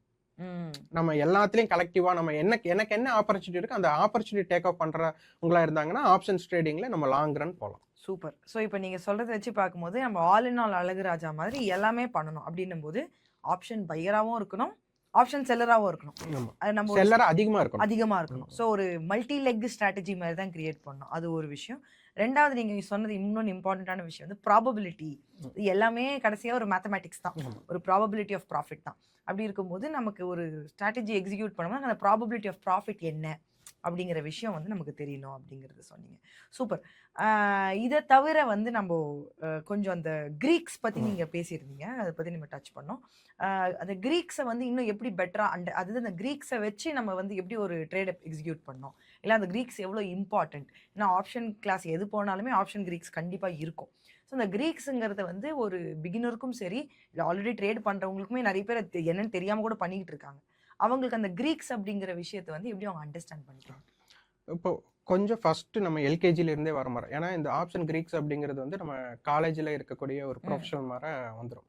அப்போ நம்ம ஃபர்ஸ்ட் இந்த கீழ் மட்டத்துல இருந்து வர்றோம் அப்படின்னா முதல் ஆப்ஷன்ஸ் ட்ரேடா வராங்க அப்படின்னா முதல் நமக்கு வந்துட்டு ஒரு விளையாட்டு போட்டி, ஒரு விளையாட்டு போட்டியில ஒரு மேக்சிமம் ரிசல்ட் வந்துட்டு ஒன்று வெற்றி அல்லது தோல்வின்னு இருக்கும். அப்போ அதே மாதிரி மார்க்கெட்ல வந்துட்டு ஒன்று விலை ஏற்றம் அல்லது விலை இறக்கம் அப்படின்னு வரும். அப்ப இந்த விலை ஏற்றம் அடையும் அப்படின்னு சொல்றதுக்கு பேர் வந்து கால் ஆப்ஷன் கொடுத்துட்டாங்க, விலை இறக்கம் அடையும் அப்படின்னு சொல்றதுக்கு பேர் வந்து புட் ஆப்ஷன் கொடுத்துட்டாங்க. ஓகே, இதை மட்டும் வச்சு ஸ்ட்ரக்சர் பண்ணிடலாமானா கண்டிப்பா முடியாது. அப்ப இது வந்துட்டு பேசிக்கா நம்ம தெரிஞ்சுக்கிறதுக்கு இப்போ நம்ம எல்லாம் பஸ்ல டிராவல் பண்ணியிருப்போம். அப்போ அதுல வந்துட்டு நம்மளுக்கு நடத்துனர் கண்டக்டர் இருந்திருப்பாரு. இப்போ புதுசா ஒரு கண்டக்டர் வந்துட்டு ஒரு பஸ்ல ஏறாருன்னு வச்சுக்கோங்க, அவங்களுக்கு என்ன மாதிரி இதை வந்துட்டு அவங்களோட நிர்வாகம் சொல்லியிருப்பாங்க. அவங்க இப்போ ஒரு பஸ் ரூட்ல போறாரு அப்படின்னா அவருக்கு வந்து எல்லா ரூட்டோட பேர் அவருக்கு ஞாபகம் இருக்குமா? இருக்காது. அப்ப அவங்க அதுக்கு உண்டான இதுக்கு என்ன சொல்லுவாங்க, ஸ்டேஜ் 1, ஸ்டேஜ் 2, ஸ்டேஜ் 3 அப்படின்னு அவங்க ஒரு பேர் கொடுத்துருப்பாங்களா? அப்ப அதே மாதிரி இங்கேயும் வந்துட்டு ஆப்ஷன் ஸ்ட்ரைக்குன்னு சொல்றாங்க. அப்ப இதை வந்துட்டு நமக்கு வந்துட்டு ஒரு ஊரோட பேர் மாதிரியே நமக்கு. இப்ப நான் வந்துட்டு ஒருத்தர்கிட்ட வந்துட்டு நான் இங்க வரணுங்க, இங்க வந்ததுக்கு அப்புறம் நான் உங்களை அங்க கூட்டிட்டு போறேனுங்க, அங்க கூட்டிட்டு போனதுக்கு அப்புறம் இங்க வாங்க அப்படின்னு சொன்னா இதுல ஒரு அர்த்தமே கிடையாது. அப்போ நம்ம அந்த இடத்துக்கு ஒரு சப்ஜெக்ட் அது வேணுமா இல்லையா? இப்ப நான் மார்க்கெட் மேல போகும்னு சொல்றேன், மேல போகும்னு சொல்றீங்களா, எங்கிருந்து போகும் அப்படின்னு ஒரு கேள்வி வரும். இப்ப நான் மார்க்கெட்டு இறங்கிருங்க சொல்றேன், எங்கிருந்து இறங்கும் அப்படின்னு வரும். அப்போ இந்த மாதிரி இதுக்கெல்லாம் பேருக்கு தான் ஆப்ஷன் ஸ்ட்ரைக்குன்னு ஒண்ணு கொடுத்துட்டாங்க. அப்போ எப்படி வந்துட்டு நம்ம வந்துட்டு ஒரு ரொட்டீன் ரூட் சொல்லுவாங்க. இப்ப நான் கோயம்புத்தூர் டு சென்னை, சென்னை டு கோயம்புத்தூர்னா ரெண்டுமே இடைப்பட்ட ஏற்கனவே ரெண்டுமே போற வழியும் வர வழியும் எப்படி இதாகுதோ ஒவ்வொரு ஸ்ட்ரைக்குக்கும் கால் ஆப்ஷன் புட் ஆப்ஷன் ரெண்டுமே இருக்கும். ம். அப்போ நான் வந்து இப்போ ஒரு குறிப்பிட்ட ஒரு 26,000 கால் எடுக்கிறேன்னா அப்போ 26,000க்கு மேல போகும் ம். அப்படின்னு நம்ம சொல்றோம். இதே 26,000 புட் அப்படின்னு சொல்றவங்க 26,000க்கு கீழே கீழ மார்க்கெட் போகும். போகும் அப்படின்னு சொல்றாங்க. கரெக்ட். அப்ப இவங்க 2 பேர்த்துக்குள்ள ஒரு ஃபைட் நடக்குமா? கரெக்ட். இந்த ஃபைட் தான் ஆப்ஷன் செயினோட ஸ்ட்ரக்சர். சூப்பர். அப்ப இதுல யார் வின் பண்றாங்களோ ம். அவங்கள ஒரு இம்பாக்ட் பண்ணிடுவாங்க. ம். அப்போ இந்த கரெக்டா 26,000 அப்படின்னு நம்ம சொல்லும்போது இதுக்குன்னு ஒரு பிரைஸை வந்துட்டு தீர்மானிக்க வேண்டிய கண்டிஷன்ஸ் வருது. ம். அப்போ ஒரு பிரைஸை எப்படி தீர்மானிக்கிறது அப்படிங்கும் போது தான் இந்த ஆப்ஷன் கிரீக்ஸுங்கிற ஒரு கால்குலேஷன்ஸை உள்ள கொண்டு வராங்க. ம். இதை வந்து நம்ம ஒரு எடுத்துக்காட்டா நம்ம சொல்ல போனா ஒரு திரைப்படத்துல வந்துட்டு சாதாவா ஒரு சோப்பு டப்பா என்ன விலை இருக்கும்? 20 ரூபாய் 30 ரூபாய். 20 ரூபா 30 ரூபா இருக்கும். ஒரு திரைப்படத்துல சூர்யா வந்துட்டு ஒருவர் யூஸ் பண்ண சோப்பு டப்பான்னு சொல்லுவாங்க. என்ன விலை சொல்லுவாங்க அதுல? பல பல தௌசண்ட் சொல்லுவாங்க. 500 1000 சொல்லுவாங்களா? அப்போ ஒரு சாதாரணமா ஒரு பொருளோட விலை அதே அதுக்கு ஒரு அடையாளம் கொடுக்கும்போது என்ன ஆகுது? அந்த பொருளோட விலை மதிப்பு உயருது. மதிப்பு உயருது. அப்போ ஒரு பேசிக்கா ஒரு பிரைஸை வந்து சிச்சுவேஷன் பண்றாங்க. அப்போ அந்த இடத்துல இருக்கக்கூடிய சூழ்நிலைக்கு தகுந்த மாதிரி இதை வந்துட்டு இம்ப்ளைடு வாலட்டிலிட்டி அப்படின்னு சொல்லுவாங்க. அது ஒரு பிரைஸை வந்து தீர்மானிக்கிறதுக்கு. இப்போ நான் வந்துட்டு சாதாரண பேங்க்ல வந்து பேங்க் வந்துட்டு எனக்கு கடன் கொடுக்குறாங்கன்னு வச்சுக்கோங்க, கூப்பிட்டு கொடுக்குறாங்க, ஃபோன் கால் வருது எனக்கு லோன் கொடுக்கறதுக்கு. அப்ப என்னெல்லாம் அவங்க எனக்கு சொல்லுவாங்க? இதுதாங்க வட்டி, இதுதாங்க இன்ட்ரெஸ்ட் ரேட்டு, இவ்வளோ டைம் பீரியட்ல நீங்க சொன்னா போது எல்லாமே உங்களுக்கு கொடுத்துறேன் அப்படின்னு சொல்லுவாங்க. இதே பேங்க்குக்கு எனக்கு கடன் தேவை, நான் பேங்க்குக்கு போறேன், என்ன நடக்கும்? உட்கார வைப்பாங்க. என்ன பண்ணுவாங்க? அப்புறம் எல்லா டாக்குமெண்ட்ஸ் வாங்குவாங்க, பேக்ரவுண்ட் செக் பண்ணுவாங்க. இப்போ நீங்க டாக்குமெண்ட் கேக்குறீங்க, அந்த டாக்குமெண்ட் எல்லாம் நான் இல்லன்னு சொல்றேன், அப்ப என்ன நடக்கும்? ப்ராபபிலிட்டி குறைஞ்சிரும். நான் உங்களுக்கு கொடுக்கிறதுக்கான நோ சொல்றதுக்கான வாய்ப்பு இருக்கு. இல்ல நீங்க கொடுக்கறதுக்கு ரெடி, அப்ப கொடுத்த எப்படி கொடுப்பீங்க? நான் உங்களுக்கு வட்டி அதிகம் பண்ணி கொடுப்பேன், இல்ல எதனா கொலாட்டரல் கேட்பேன். இதே தான் இங்கேயும் வந்துட்டு ஒரு நியூஸ் பேஸ்டுக்கும் நியூஸ் பேஸ்டு இல்லாததுக்கும் நம்ம வந்துட்டு இந்த ஆப்ஷன் பிரீமியம் அப்படிங்கறத எதுக்காக கொண்டு வந்தாங்க நம்ம பேசணும், ஒரு ஹெட்ஜிங் பாயிண்ட் ஆஃப் வியூல கொண்டு வந்தோம். ஓகே. இப்போ நார்மலா பாத்தீங்க அப்படின்னா எல்லாருமே நம்ம வெஹிக்கிள் இன்சூரன்ஸ் எடுத்திருப்பாங்க, வாகன காப்பீடு எடுத்திருப்பாங்க. ஏன் வாகன காப்பீடு எடுக்கிறாங்க? ஏதாவது நடந்துச்சு. ஃபர்ஸ்ட் பாயிண்ட் வந்து அது கவர்மெண்ட் ரூல் போட்டுட்டாங்க, அது ஒண்ணு. ரெண்டாவது வந்து ஏதாவது விபரீதம் நடந்துச்சு அப்படின்னா அது ரெண்டாவது, அது கூட. ஆனா ஃபர்ஸ்ட் இது வந்து கண்டிப்பா எடுத்தே ஆகணும்ங்கற ஒரு ரூல். ஓகே. மெடிக்கல் இன்சூரன்ஸ் எல்லாரும் எடுத்துறாங்களா? நிறைய பேர் எடுக்கிறது இல்ல. ஏன் எடுக்கறல? ஏன்னா அது ரூல் கிடையாது, கட்டாயம் இல்ல. அப்ப அவங்களுக்கு தேவை. இப்ப பாத்தீங்க அப்படின்னா யாராச்சும் ஒருத்தர் ஹாஸ்பிட்டல்ல போயிருப்பாங்க, ஒரு எமர்ஜென்சி ஒரு ஆபரேஷன் பண்ணணும்னு சொல்லிட்டு உடனே அடுத்து கூப்பிட்டுருவாங்க, ஒரு ஏஜென்ட் கூப்பிட்டு வந்துட்டு இதுக்கு எனக்கு அப்ளிகபிள் இருப்பான்னு கேட்பாங்க. அப்ப இங்க என்னன்னா கட்டாயப்படுத்தினால சில விஷயம் நடக்குது, கட்டாயப்படுத்தல அப்படிங்கறதுனால விஷயம் நடக்கல. அப்போ இங்க வந்து நமக்கு ஹெட்ஜிங் இன்ஸ்ட்ருமெண்ட் சொல்லியாச்சு. அப்ப என்எஸ்சி வந்து நீங்க எந்த ட்ரேட் பண்ணாலும் கண்டிப்பா ஹெட்ஜ் பண்ணிட்டு தான் ட்ரேட் பண்ணணும்னு சொல்றாங்களா? அப்படியெல்லாம் ஒண்ணும் சொல்றது கட்டாயம் இல்ல, கிடையாது. அப்ப எப்ப பயன்படுத்துவாங்க ஹெட்ஜிங்கிறது? எப்ப பயன்படுத்துவாங்க? அவங்களுக்கு தேவையான போது, ரிஸ்க் இருக்கும்போது. அப்போ ஒரு அசாதாரண சூழ்நிலை, இப்ப கொரோனா டைம், அது வந்து நமக்கு தெரியாது. ஆனா சில விஷயங்கள் நியூஸ்ல வந்து இப்ப ஆர்பிஐ நியூஸோ இல்லைன்னா ஏதாச்சும் ஒரு நாட்டுல வந்துட்டு ஒரு எலெக்ஷன் வருதோ இல்ல ஒரு பட்ஜெட்டோ, இதெல்லாம் நமக்கு என்னன்னா முன்கூட்டியே தெரியும். அப்ப சில விஷயங்கள் நம்மளுக்கு முன்கூட்டி தெரியற விஷயம், இன்னொன்னு தெரியாத விஷயம் அப்படின்னு நம்ம பிரிக்கிறோம். அப்போ முன்கூட்டி தெரியற விஷயம் போது இப்போ நமக்கு ஆர்பி மீட் இருக்கு அப்படின்னா மார்க்கெட் வந்துட்டு ஏதோ ஒரு பக்கம் பெரிய மூவ்மெண்ட் ஆயிடுமோ அப்படிங்கிற ஒரு பயம் எல்லாத்துக்கும் வரும். அப்ப என்ன பண்ணுவாங்கன்னா சாதாரணமா வந்துட்டு ஒரு ப்ராடக்ட்டை விட்டுற மாட்டாங்க. அப்ப அது ஹெட்ஜ் பண்ண வேண்டிய கட்டாயம் அவங்களுக்குள்ள தோணும். கண்டிப்பா தோணும்ட்டு இல்ல, சிலருக்கு தோணும். அப்ப அவன் தோணவங்க என்ன பண்ணுவாங்க? அதுக்கான ஹெட்ஜிங் ஹெட்ஜிங் எடுப்பாங்க. அப்ப இதைத்தான் நமக்கு வந்துட்டு ஒரு பிரைஸை வந்துட்டு ஆர்டிபிஷியலா, இப்போ நம்ம ஆர்டிஃபிஷியல் மீன்ஸ் அந்த இம்ப்ளைட் வாலிட்டி இன்க்ரீஸ் பண்றதுனால இப்போ அடுத்த மாதிரி 26,000 எடுக்கிறோம்னு வச்சுக்கோங்க. 26,000 மார்க்கெட் ஃபியூச்சர், கரெக்டா ஸ்பாட் கிடையாது, 26,000 ஃபியூச்சர் இருக்கும்போது அதோட கால் அண்ட் அதோட புட் வந்து ஈக்குவலா இருக்கணும் அப்படிங்கிற ஒரு தியரியை கொடுத்துட்டாங்க.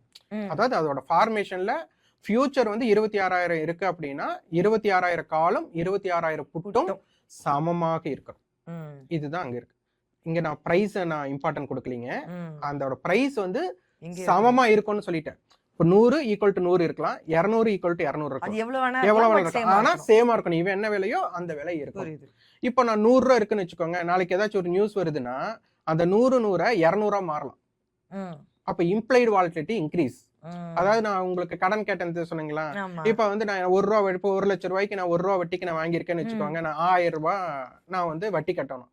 திடீர்னு அடுத்த மாசம் வந்து உனக்கு 1 ரூபா வட்டி இல்லப்பா 2 ரூபா வட்டின்னு சொல்லிடுறாங்க. அப்ப என்ன ஆயிடும்? அப்ப அதிகமா வட்டி அப்ப நான் கட்டுறீங்க. 1000 ரூபாய் 2000 ரூபாய் கட்டணுமா? ஆமா. அப்ப அந்த வட்டி விகிதம் மாற்றதுனாலே அந்த அமௌண்ட் என்ன ஆயிருச்சுங்க? அதிகமா கொட்டுக்க வேண்டியது போச்சு. அதிகமாயிருச்சு. அப்ப அதுபோல இம்ப்ளைடு வாலட்டிலிட்டிய கொஞ்சம் இன்கிரீஸ் ஆர் டிக்ரீஸ் பண்ணாலே அந்த அட் த மனியோட பிரைஸ் வந்துட்டு நமக்கு ஏற்ற இறக்கம் சேஞ்சஸ் வரும். கொடுத்துடலாம். இது இன்னும் ரொம்ப எளிமையா புரிஞ்சுக்கிறதுக்கு என்ன அப்படின்னா, அருணாச்சல திரைப்படம் பார்த்திருக்கீங்களா? பார்த்திருக்கேன். அந்த படத்தோட கண்டென்ட் என்னங்க? அருணாச்சலம் படத்துல வந்து பல கோடி குடுத்துருப்பாங்க நம்மளோட ஹீரோக்கு. அவர் அத வந்து 15 நாள் 30 நாள்ல செலவு பண்ணணும் ஃபுல்லா. 30 நாள்ல 30 கோடி செலவு பண்ணிட்டு அவருக்கு அந்த சாம்ராஜ்யத்தையும் அவருக்கு குடுத்துருவாங்க. வந்துரும் கரெக்ட். அப்படிங்கிறது தான். இப்ப என்னை ஃபாலோ பண்றவங்க எல்லாத்துக்குமே இந்த கதையை நான் அடிக்கடி சொல்லுவேன். ஏன்னா ஓகே. எளிமையா புரிஞ்சுக்கிறதுக்காக. ம். இங்க என்னன்னா அட் த மணிக்கு இப்ப எப்படி அந்த 30 நாள்ல 30 கோடி செலவு பண்ணணுங்கிற மாதிரி ம். அட் த மணிக்குன்னு ஒரு அமௌண்ட் கொடுத்துட்டாங்க. ம். இந்த எக்ஸ்பைரியில அந்த அட் த மணி 0 ஆகும். ம். அப்போ இந்த அட் த மணியோட வேல்யூ எப்படி டிக்ரீஸ் ஆகுது ம். அப்படிங்கறதுதான். இப்போ 26,000 சொன்னா ஆமா. அடுத்த மார்க்கெட் 26,050 போகுதுன்னு வச்சுக்கோங்க. ம். அப்ப 26,050 கால் போட்டு என்ன ஆகும்னா அங்கேயும் சமமா அங்கேயே இருக்கும். இருக்கும். ஆனா ஆமா. இந்த சமமாகும் போது என்ன ஆகும்னா அந்த பிரைஸ் முன்னாடி என்ன இது ஆனாங்களோ அது கம்மி ஆகுறாங்களா கம்மி. எச் ஆகுறாங்களான்னு பார்க்கணும். ம். இப்ப ரஜினி ஸ்டைல் அப்படின்னா ரஜினி அந்த படத்துல அவரோட இது என்ன அந்த பணத்தை அவர் செலவு பண்ணணும் அப்படிங்கிறது. கரெக்ட். ஓகே. ஆனா ரஜினி செலவு பண்ணக்கூடாதுன்ட்டு ரகுவரன் நினைப்பாரு. ஆமா. அவர் என்ன பண்ணுவாரு?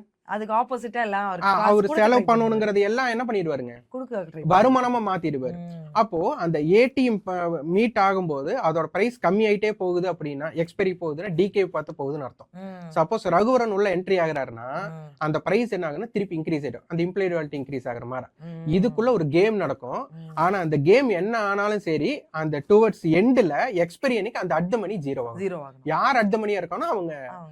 0 ஆகணும். ஸோ ஆ. இதுதான் ஆப்ஷன் கிரீக்ஸ்ல இருக்கக்கூடிய அந்த டிகேவோட கான்செப்டே இதுதான். சூப்பர். ஐ திங்க் சூப்பரா எக்ஸ்பிளைன் பண்ணீங்க. ஐ திங்க் அந்த என்டையர் சிஸ்டம் நீங்க சொன்னீங்களா இது 2 பேருக்குள்ள இருக்கிற அந்த ஃபைட் அத நம்ம ஹீரோ வில்லன் ம். இந்த படத்துல நீங்க ம். ரெஃபரன்ஸ் கொடுத்த மாதிரி. அப்பனா கால் ஆப்ஷன் கால் செல்லர்ஸ் இருப்பாங்க, புட் செல்லர்ஸ் இருப்பாங்க. 2 பேரும் யாரு மார்க்கெட்டை பிடிச்சி இழுக்கிறாங்க. ஸோ ஒரு நாள் நம்ம எடுத்துக்கிட்டோம் அப்படின்னா யார் மார்க்கெட்டை வந்து ஹேண்டில் பண்றாங்க இல்லை யாருடைய டாமினேஷன் அதிகமா இருக்கு அப்படிங்கிறத யூஸ்வலா நம்ம இவங்க என்ன சொல்லுவாங்கன்னா ஓப்பன் இன்ட்ரெஸ்ட் அப்படிங்கிற இதுல பார்க்கலாம் அப்படிங்கிற மாதிரி சொல்லுவாங்க. ஸோ இந்த ஓப்பன் இன்ட்ரெஸ்ட் அப்படிங்கிறதையும் வந்து எப்படி மக்கள் புரிஞ்சுக்கணும்? இந்த ஓஐ அப்படின்னு சொல்றாங்க. ஏன்னா அதையும் பார்க்கணும். அதை பார்த்தாதான் அன்னைக்கு தேதிக்கு மார்க்கெட் எப்படி இருக்கு அப்படிங்கிறத ஓரளவு புரிஞ்சுக்கலாம். ஸோ அந்த ஓஐ அப்படிங்கறத பத்தி நீங்க கொஞ்சம் எக்ஸ்பிளைன் பண்ணுங்க. இல்ல ஓப்பன் இன்ட்ரெஸ்ட் அப்படின்னாலே இப்போ நான் ஒரு விஷயத்துல ஆர்வமா இருக்கேங்கிறதா இன்ட்ரெஸ்டட் நம்ம எல்லாமே சொல்ல கரெக்ட். போறோம். அப்போ ஓப்பன் இன்ட்ரெஸ்ட் அப்படின்னா என்ன அர்த்தம்? இப்போ நான் வந்து ஒரு பொசிஷன் எடுத்துட்டேன். இப்போ நான் ஒரு பை எடுத்துட்டேன். இப்போ இந்த பை எடுத்துட்டேன்னா அங்க பொசிஷன் எப்படி காட்டும்? பை எடுத்துட்டேன்னு இருக்கும். பை எடுத்துட்டே இருக்கும். அப்ப நான் பை மட்டும் தான் பண்ணியிருப்பேன். ஆமா. என்ன பண்ணியிருக்க மாட்டேன்? இன்னும் ஸ்கொயர் ஆஃப் பண்ணல. ஸ்கொயர் ஆஃப் பண்ணல. ம். இப்போ நான் அது ஸ்கொயர் ஆஃப் பண்ணல அப்படிங்கிறது தான் என் பொசிஷன் ஓப்பனா இருக்கு அப்படிங்கிறது தான் அது காட்ட போகுது. ம். இப்போ அந்த பொசிஷனை நான் எதனால ஓப்பனா வச்சிருப்பேன்? எனக்கு இன்னும் மேல போகும்னு நம்பிக்கை இருந்துச்சு. கால் அப்போ நான் வாங்கியிருக்கேன். எனக்கு இன்னும் மேல போகும் அப்படின்னு தெரியுது. அப்ப எனக்கு ப்ராஃபிட் வரப்போகுது. ஆமா. அப்போ நான் வந்துட்டு பிரைஸும் இன்க்ரீஸ் ஆகுது. அந்த பொசிஷனும் ஓப்பன்ல இருக்கு அப்படின்னா அது வந்து வேற மாதிரி ரியாக்ட். அதாவது அது ஒரு விஷயத்த சொல்லும். கரெக்ட். சில டைம் வந்துட்டு பிரைஸ் இறங்கி இருக்கும். எனக்கு நஷ்டத்தில் இருக்கும். அந்த நஷ்டத்தை நான் புக் பண்ண மாட்டேன். அப்பவும் எப்படி இருக்கும்?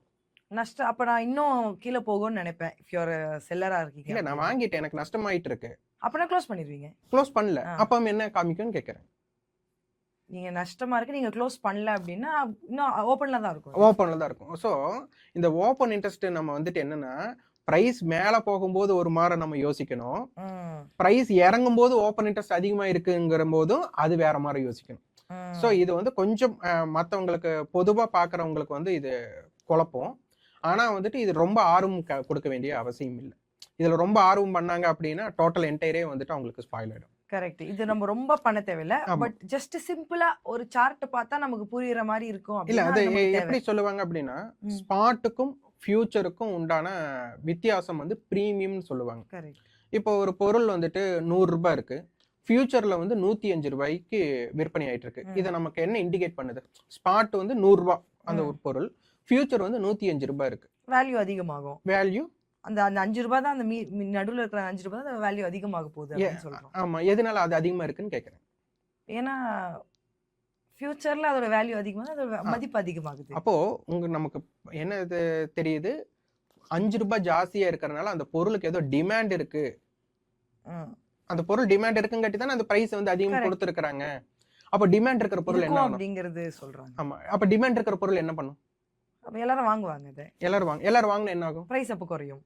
எல்லாரும் வாங்குனா எப்படிங்க பிரைஸ் குறையும்? எல்லாரும் வாங்குனாங்கன்னா லைக் நிறைய பேர் டிமாண்ட் பண்ண ஆரம்பிச்சாங்க அப்படின்னா பிரைஸ் ஆக்சுவலி அதிகமாகும். பிரைஸ் ஏறும். அப்போ அங்க இன்டென்ட் என்ன? அப்ப டிமாண்ட் இருக்கிற பொருள் பொதுவா நமக்கு என்ன ஆகணும்? பிரைஸ் அதிகமாகணும். பிரைஸ் அதிகம் தான் ஆகணும். அப்பதானே ஹையர் ஹை கட் ஆயிட்டே போகும். கரெக்ட். அப்போ ஸ்பாட்டுக்கும் ஃபியூச்சருக்கும் உண்டான பிரீமியம் அதிகமா இருக்கும்போது நமக்கு மறைமுகமா பொதுவா எல்லாருக்குமே நமக்கு தெரியுது பிரீமியத்தில் இருக்கிற பொருள் நமக்கு கண்டிப்பா டிமாண்ட் இருக்கு.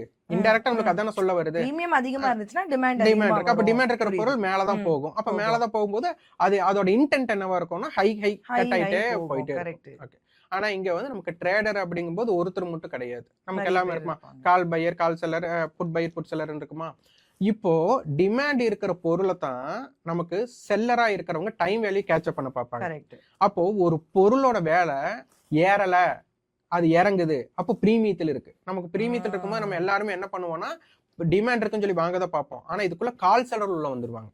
அப்ப அவங்க என்ன பண்ணுவாங்கன்னா அதை கேப்சர் பண்ண பார்ப்பாங்க. சோ இது பேஸ்ட் என்னன்னா இது யார் கேப்சர் பண்றாங்கன்னு கண்டுபிடிக்கிறதுக்கு தான் நமக்கு என்னன்னா ஓபன் இன்ட்ரெஸ்ட்டை வந்து நம்ம பாக்குறோம். அப்ப நமக்கு வந்துட்டு ஓபன் இன்ட்ரெஸ்ட் அதிகமா இருக்கு, ஆனா பிரீமியம் அதிகமா இருக்கு, ஆனா அதோட இன்டென்ட் வந்து மேல போக மாட்டேங்குது. அப்ப அங்க என்ன நமக்கு டினோட் பண்ணுது? பிரீமியம் ஓபன் இன்ட்ரெஸ்ட் அதிகமா இருக்கு, பிரைஸ் வந்து நமக்கு ஏறல, பிரீமியம் அதிகமா இருக்கு. அப்ப பிரீமியம் அதிகமா இருக்கிற பொருள் நமக்கு விலை ஏற தானே செய்யணும். ஆனா ஏறல. அப்ப என்ன அர்த்தம்? அப்ப வந்து இங்க நமக்கு வந்து டிமாண்ட் இருக்கிறத விட அங்க செல்லர் உள்ள வராங்க. அப்ப அந்த செல்லர் உள்ள வராங்க, கால் செல்லரா இல்ல ஃபியூச்சரை செல் பண்றவங்க உள்ள வராங்க அப்படின்னா என்ன ஆக ஆரம்பிச்சிடும்னா அது விலை இறங்கிடும். அப்போ இங்க ஒரு பொருளோட விலை வந்துட்டு இறங்குறதுக்கு மெயின் ரீசன் அப்படிங்கறது வந்து பல காரணிகள் எடுப்பாங்க. அப்போ வந்துட்டு இதுக்கு பொருளோட விலை இறங்குறது ஹையில இருந்து இறங்குறதுன்னு சொல்லுவாங்க. ஏன்னா அது ஹை வந்து நம்மளுக்கு மேக்ஸிமைஸ்டு இது.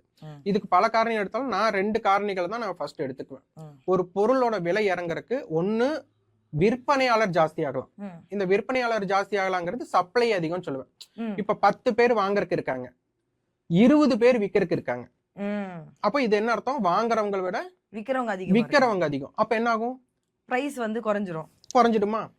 இது ஒரு பாயிண்ட். இது வந்து ஒரு செல்லிங் பிரஷர்னு சொல்லுவாங்க. இதுக்கு பேர். இதுல இன்னொரு வேர்ட் இருக்கு, கரெக்ஷன் சொல்லுவாங்க.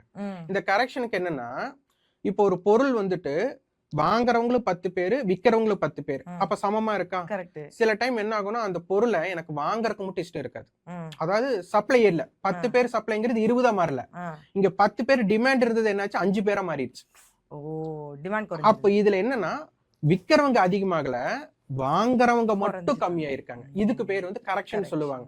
அப்போ ஒரு பொருள் ரெண்டுமே இதுல என்னன்னா நமக்கு வந்து ஆட்டோமேட்டிக்காவே சப்ளை இன்க்ரீஸ் ஆன மாதிரி தான். ஏன்னா டிமாண்டை விட சப்ளை இன்க்ரீஸ் ஆன மாதிரி தான். ஆனா ஆக்சுவலா சப்ளை இன்க்ரீஸ் ஆகல, டிமாண்ட் குறைஞ்சிருக்கு. அப்போ இந்த வேறுபாடுகள் நமக்கு தெரியணும். அப்போ ஒரு பொருள் வந்து விக்கிறவங்க அதிகமானா அது செல்லிங் பிரஷர் சொல்லுவாங்க, வாங்குறவங்க மட்டும் உள்ள வரல. ஏன்னா இந்த விலைக்கு நான் வாங்குறதா அப்படின்னு சிலர் வந்துட்டு என்ன பண்ணுவாங்கன்னா வாங்க மாட்டாங்க. அப்ப என்ன ஆகும்? அதுவும் பிரைஸ் வந்துட்டு குறையும். ஆனா அந்த குறைதல் வந்துட்டு ரொம்ப அதிக தூரம் போகாது. சூப்பர். இது ஓரளவு நல்ல அண்டர்ஸ்டாண்டிங் கொடுத்துருக்கீங்க. Super sir. இப்போ அப்படியே நம்ம கொஞ்சம் மைண்ட் செட் கிட்ட வருவோம். நம்ம கொஞ்சம் டெக்னிக்கல் தான் நிறைய பேசிட்டோம், ஒரு அண்டர்ஸ்டாண்டிங் வந்துருச்சு. இப்போ மைண்ட் செட் பற்றியும் கொஞ்சம் we can have a discussion. ஒரு விஷயம் என்னன்னா, நானே என்னுடைய ஃப்ரெண்ட் சர்க்கிளில் பார்த்தது என்னன்னா, நிறைய பேர் வந்து ரொம்ப கம்மி சேலரி தான், அதாவது மீடியோக்கர் ஒரு 50,000 சேலரி வாங்குறாங்கன்னு வச்சுக்கோங்க. அவங்க வந்து பார்த்தீங்கன்னா ட்ரேடிங்குள்ளே வரணும், இல்லைன்னா அவங்க வந்து நிறைய எதுக்காக வராங்கங்கிற ஒரு காரணம் இருக்குது. அது வந்து அவங்க நிறைய இஎம்ஐயோ இல்லை ஏதோ ஒன்று அவங்க லோன் ஏதோ வாங்கிட்டு அது இம்மீடியட்டாக நான் ப்ராஃபிட் பார்க்கணும். இப்போ நம்ம எடுத்துக்கிட்டோன்னா நம்ம ஒரு டீ கடை ஆரம்பிக்கிறோம் இல்லை ஒரு பிஸ்னஸ் ஆரம்பிக்கிறோம் அப்படின்னா உங்களுக்கு தெரியும் நம்ம எவ்வளோ அதுக்காக ஒரு அனலைஸ் பண்ணணும், அதுக்கு எவ்வளோ எஃபர்ட் போடணும், அந்த இண்டஸ்ட்ரி பற்றி படிப்போம், கஸ்டமர்ஸ் பற்றி படிப்போம், இதெல்லாம் ஃபுல்லாக அண்டர்ஸ்டாண்ட் பண்ணி தான் ஒரு பிஸ்னஸ்குள்ளேயே வரும். ஒரு வேலைக்கு போனோம்னாலே உங்களுக்கு 4 வருஷம் டிகிரி தேவைப்படுது. அப்படின்னும் போது இந்த ட்ரேடிங்குள்ளே வரும்போது மட்டும் எல்லாம் என்ன மைண்ட் செட்டில் வராங்கன்னா, நான் வந்த உடனே நான் ப்ராஃபிட் எடுத்துடணும், இது வந்த 2வது நாள் இப்போ நான் வந்து 50,000 போடுறேன்னா நான் அடுத்து 1 லட்சம் எடுத்துடணும் அப்படிங்கிற ஒரு மைண்ட் செட்டில் தான் வராங்க.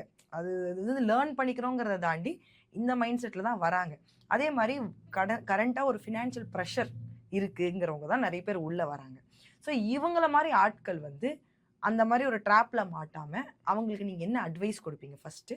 செகண்ட் வந்து அவங்க மைண்ட் செட் வந்து எப்படி அவங்க வந்து டிசிப்ளின்டாக இருக்கணும். ஏன்னா நம்ம ஸ்கூல்லேருந்தே நமக்கு சொல்லிக் கொடுக்குற ஒரு விஷயம் டிசிப்ளின், காலையில் 5 மணிக்கு எழுந்துக்கணும் அப்படிங்கிறது ஒரு டிசிப்ளினாக செட் பண்ணுறோம் அப்படின்னா டிசிப்ளின் அப்படிங்கிறது இம்பார்ட்டன்ட். ஒரு ட்ரேடருக்கு சக்ஸஸ்ஃபுல்லா மாறுறதுக்கு, ஏன்னா மார்க்கெட் மேல போலாம், கீழ வரலாம். ஆனா ஒரு ட்ரேடர் சக்ஸஸ்ஃபுல்லா இருக்கணும் அப்படின்னா, டிசிப்ளின் எந்த அளவு அவசியம்? மைண்ட் செட் அண்ட் டிசிப்ளின் எந்த அளவு முக்கியம்? இது 2மே ரொம்ப ரொம்ப முக்கியம். ஆனா வந்துட்டு ஷேர் மார்க்கெட்ட பொறுத்தவரை அது சொல்றது ஈஸி. ம், ஆனா அத கடைபிடிக்கிறது ரொம்ப ரொம்ப கஷ்டம். ம், ஏன்னா, நம்ம வந்துட்டு இப்ப நான் கிரிக்கெட் பிளேயர்ன்னு வச்சுக்கோங்க ஒரு எக்ஸாம்பிள். நான் இறங்குன எல்லா பாலுமே நான் அடிக்கணும் அப்படின்னு நெனச்சா முடியுமானா? முடியாது. ஆனா எனக்கு ஏத்த பால் நான் எனக்கு சூஸ் பண்ணி அடிச்சேன் அப்படின்னா என்ன ஆகும்னா, நம்ம வந்துட்டு சஸ்டெயின் பண்ண முடியும். கரெக்ட். இப்போ இதுல பார்த்தீங்க அப்படின்னா, கிரிக்கெட்லயே வந்து ராகுல் டிராவிட்ட வந்துட்டு ஒரு வால், இந்தியாவோட ம், வால்ன்னே சொல்லுவாங்க. அதிரடிக்கு ரொம்ப பேர் வந்துட்டு ஷேவாக சொல்லுவாங்க. ம், அப்போ அவரோட ப்ரொஃபஷன் ஒண்ணு, இதோட ப்ரொஃபஷன். ஆனா அடிச்சு ஆடணுங்கிற இடத்துல அடிச்சு தான் ஆடியாகணும். ம், ஆனா நிதானமா ஆடணுங்கிற இடத்துல நிதானமா. இது 2மே மைண்ட் கேம். அந்த டயத்துல அவங்க எடுக்கக்கூடிய ஒரு விஷயம். அப்ப இங்க ஷேர் மார்க்கெட்ட பொறுத்தவரை, நமக்கு இந்த மைண்ட் கேம் நம்ம வந்து டைரக்ட்டா இப்ப நம்ம யாரையும் பார்க்க போறது கிடையாது. இப்ப நான் வாங்குறேன்னு வச்சுக்கோங்க. இன்னொருத்தர் விக்கிறவங்க இருப்பாங்க. நம்ம டைரக்ட்டா பார்க்க பார்க்குறோமான்னா, போறது கிடையாது. கண்டிப்பா பார்க்கறதில்ல. அப்போ ஒரு சைக்காலஜிக்கலா நம்ம அவங்க என்னென்ன இதுல ரியாக்ட் பண்றாங்கன்னே நமக்கு தெரியாது. தெரியாது. அப்போ இங்க ஒவ்வொருத்தர் இது மார கோடிக்கணக்குல இருக்காங்க. அப்போ ஒருத்தர் விக்கிறாங்க அப்படின்னா, எதுக்காக விக்கிறாங்கன்னு தெரியாது. ம், வாங்குறாங்கன்னா, எதுக்காக வாங்குறாங்கன்னு தெரியாது. அப்போ இந்த இடத்துல நம்ம எப்படி காம்பன்சேட் பண்ண முடியும்? ம், அப்போ நமக்கு என்ன வேணும்? அப்படிங்கிறது எனக்கு ஃபர்ஸ்ட் தெரியணும். ம், இப்ப நான் என்ன தேவைக்காக நான் ட்ரேட் பண்ண வந்தேன் ம், அப்படிங்கிறது எனக்கு தெரியணும்.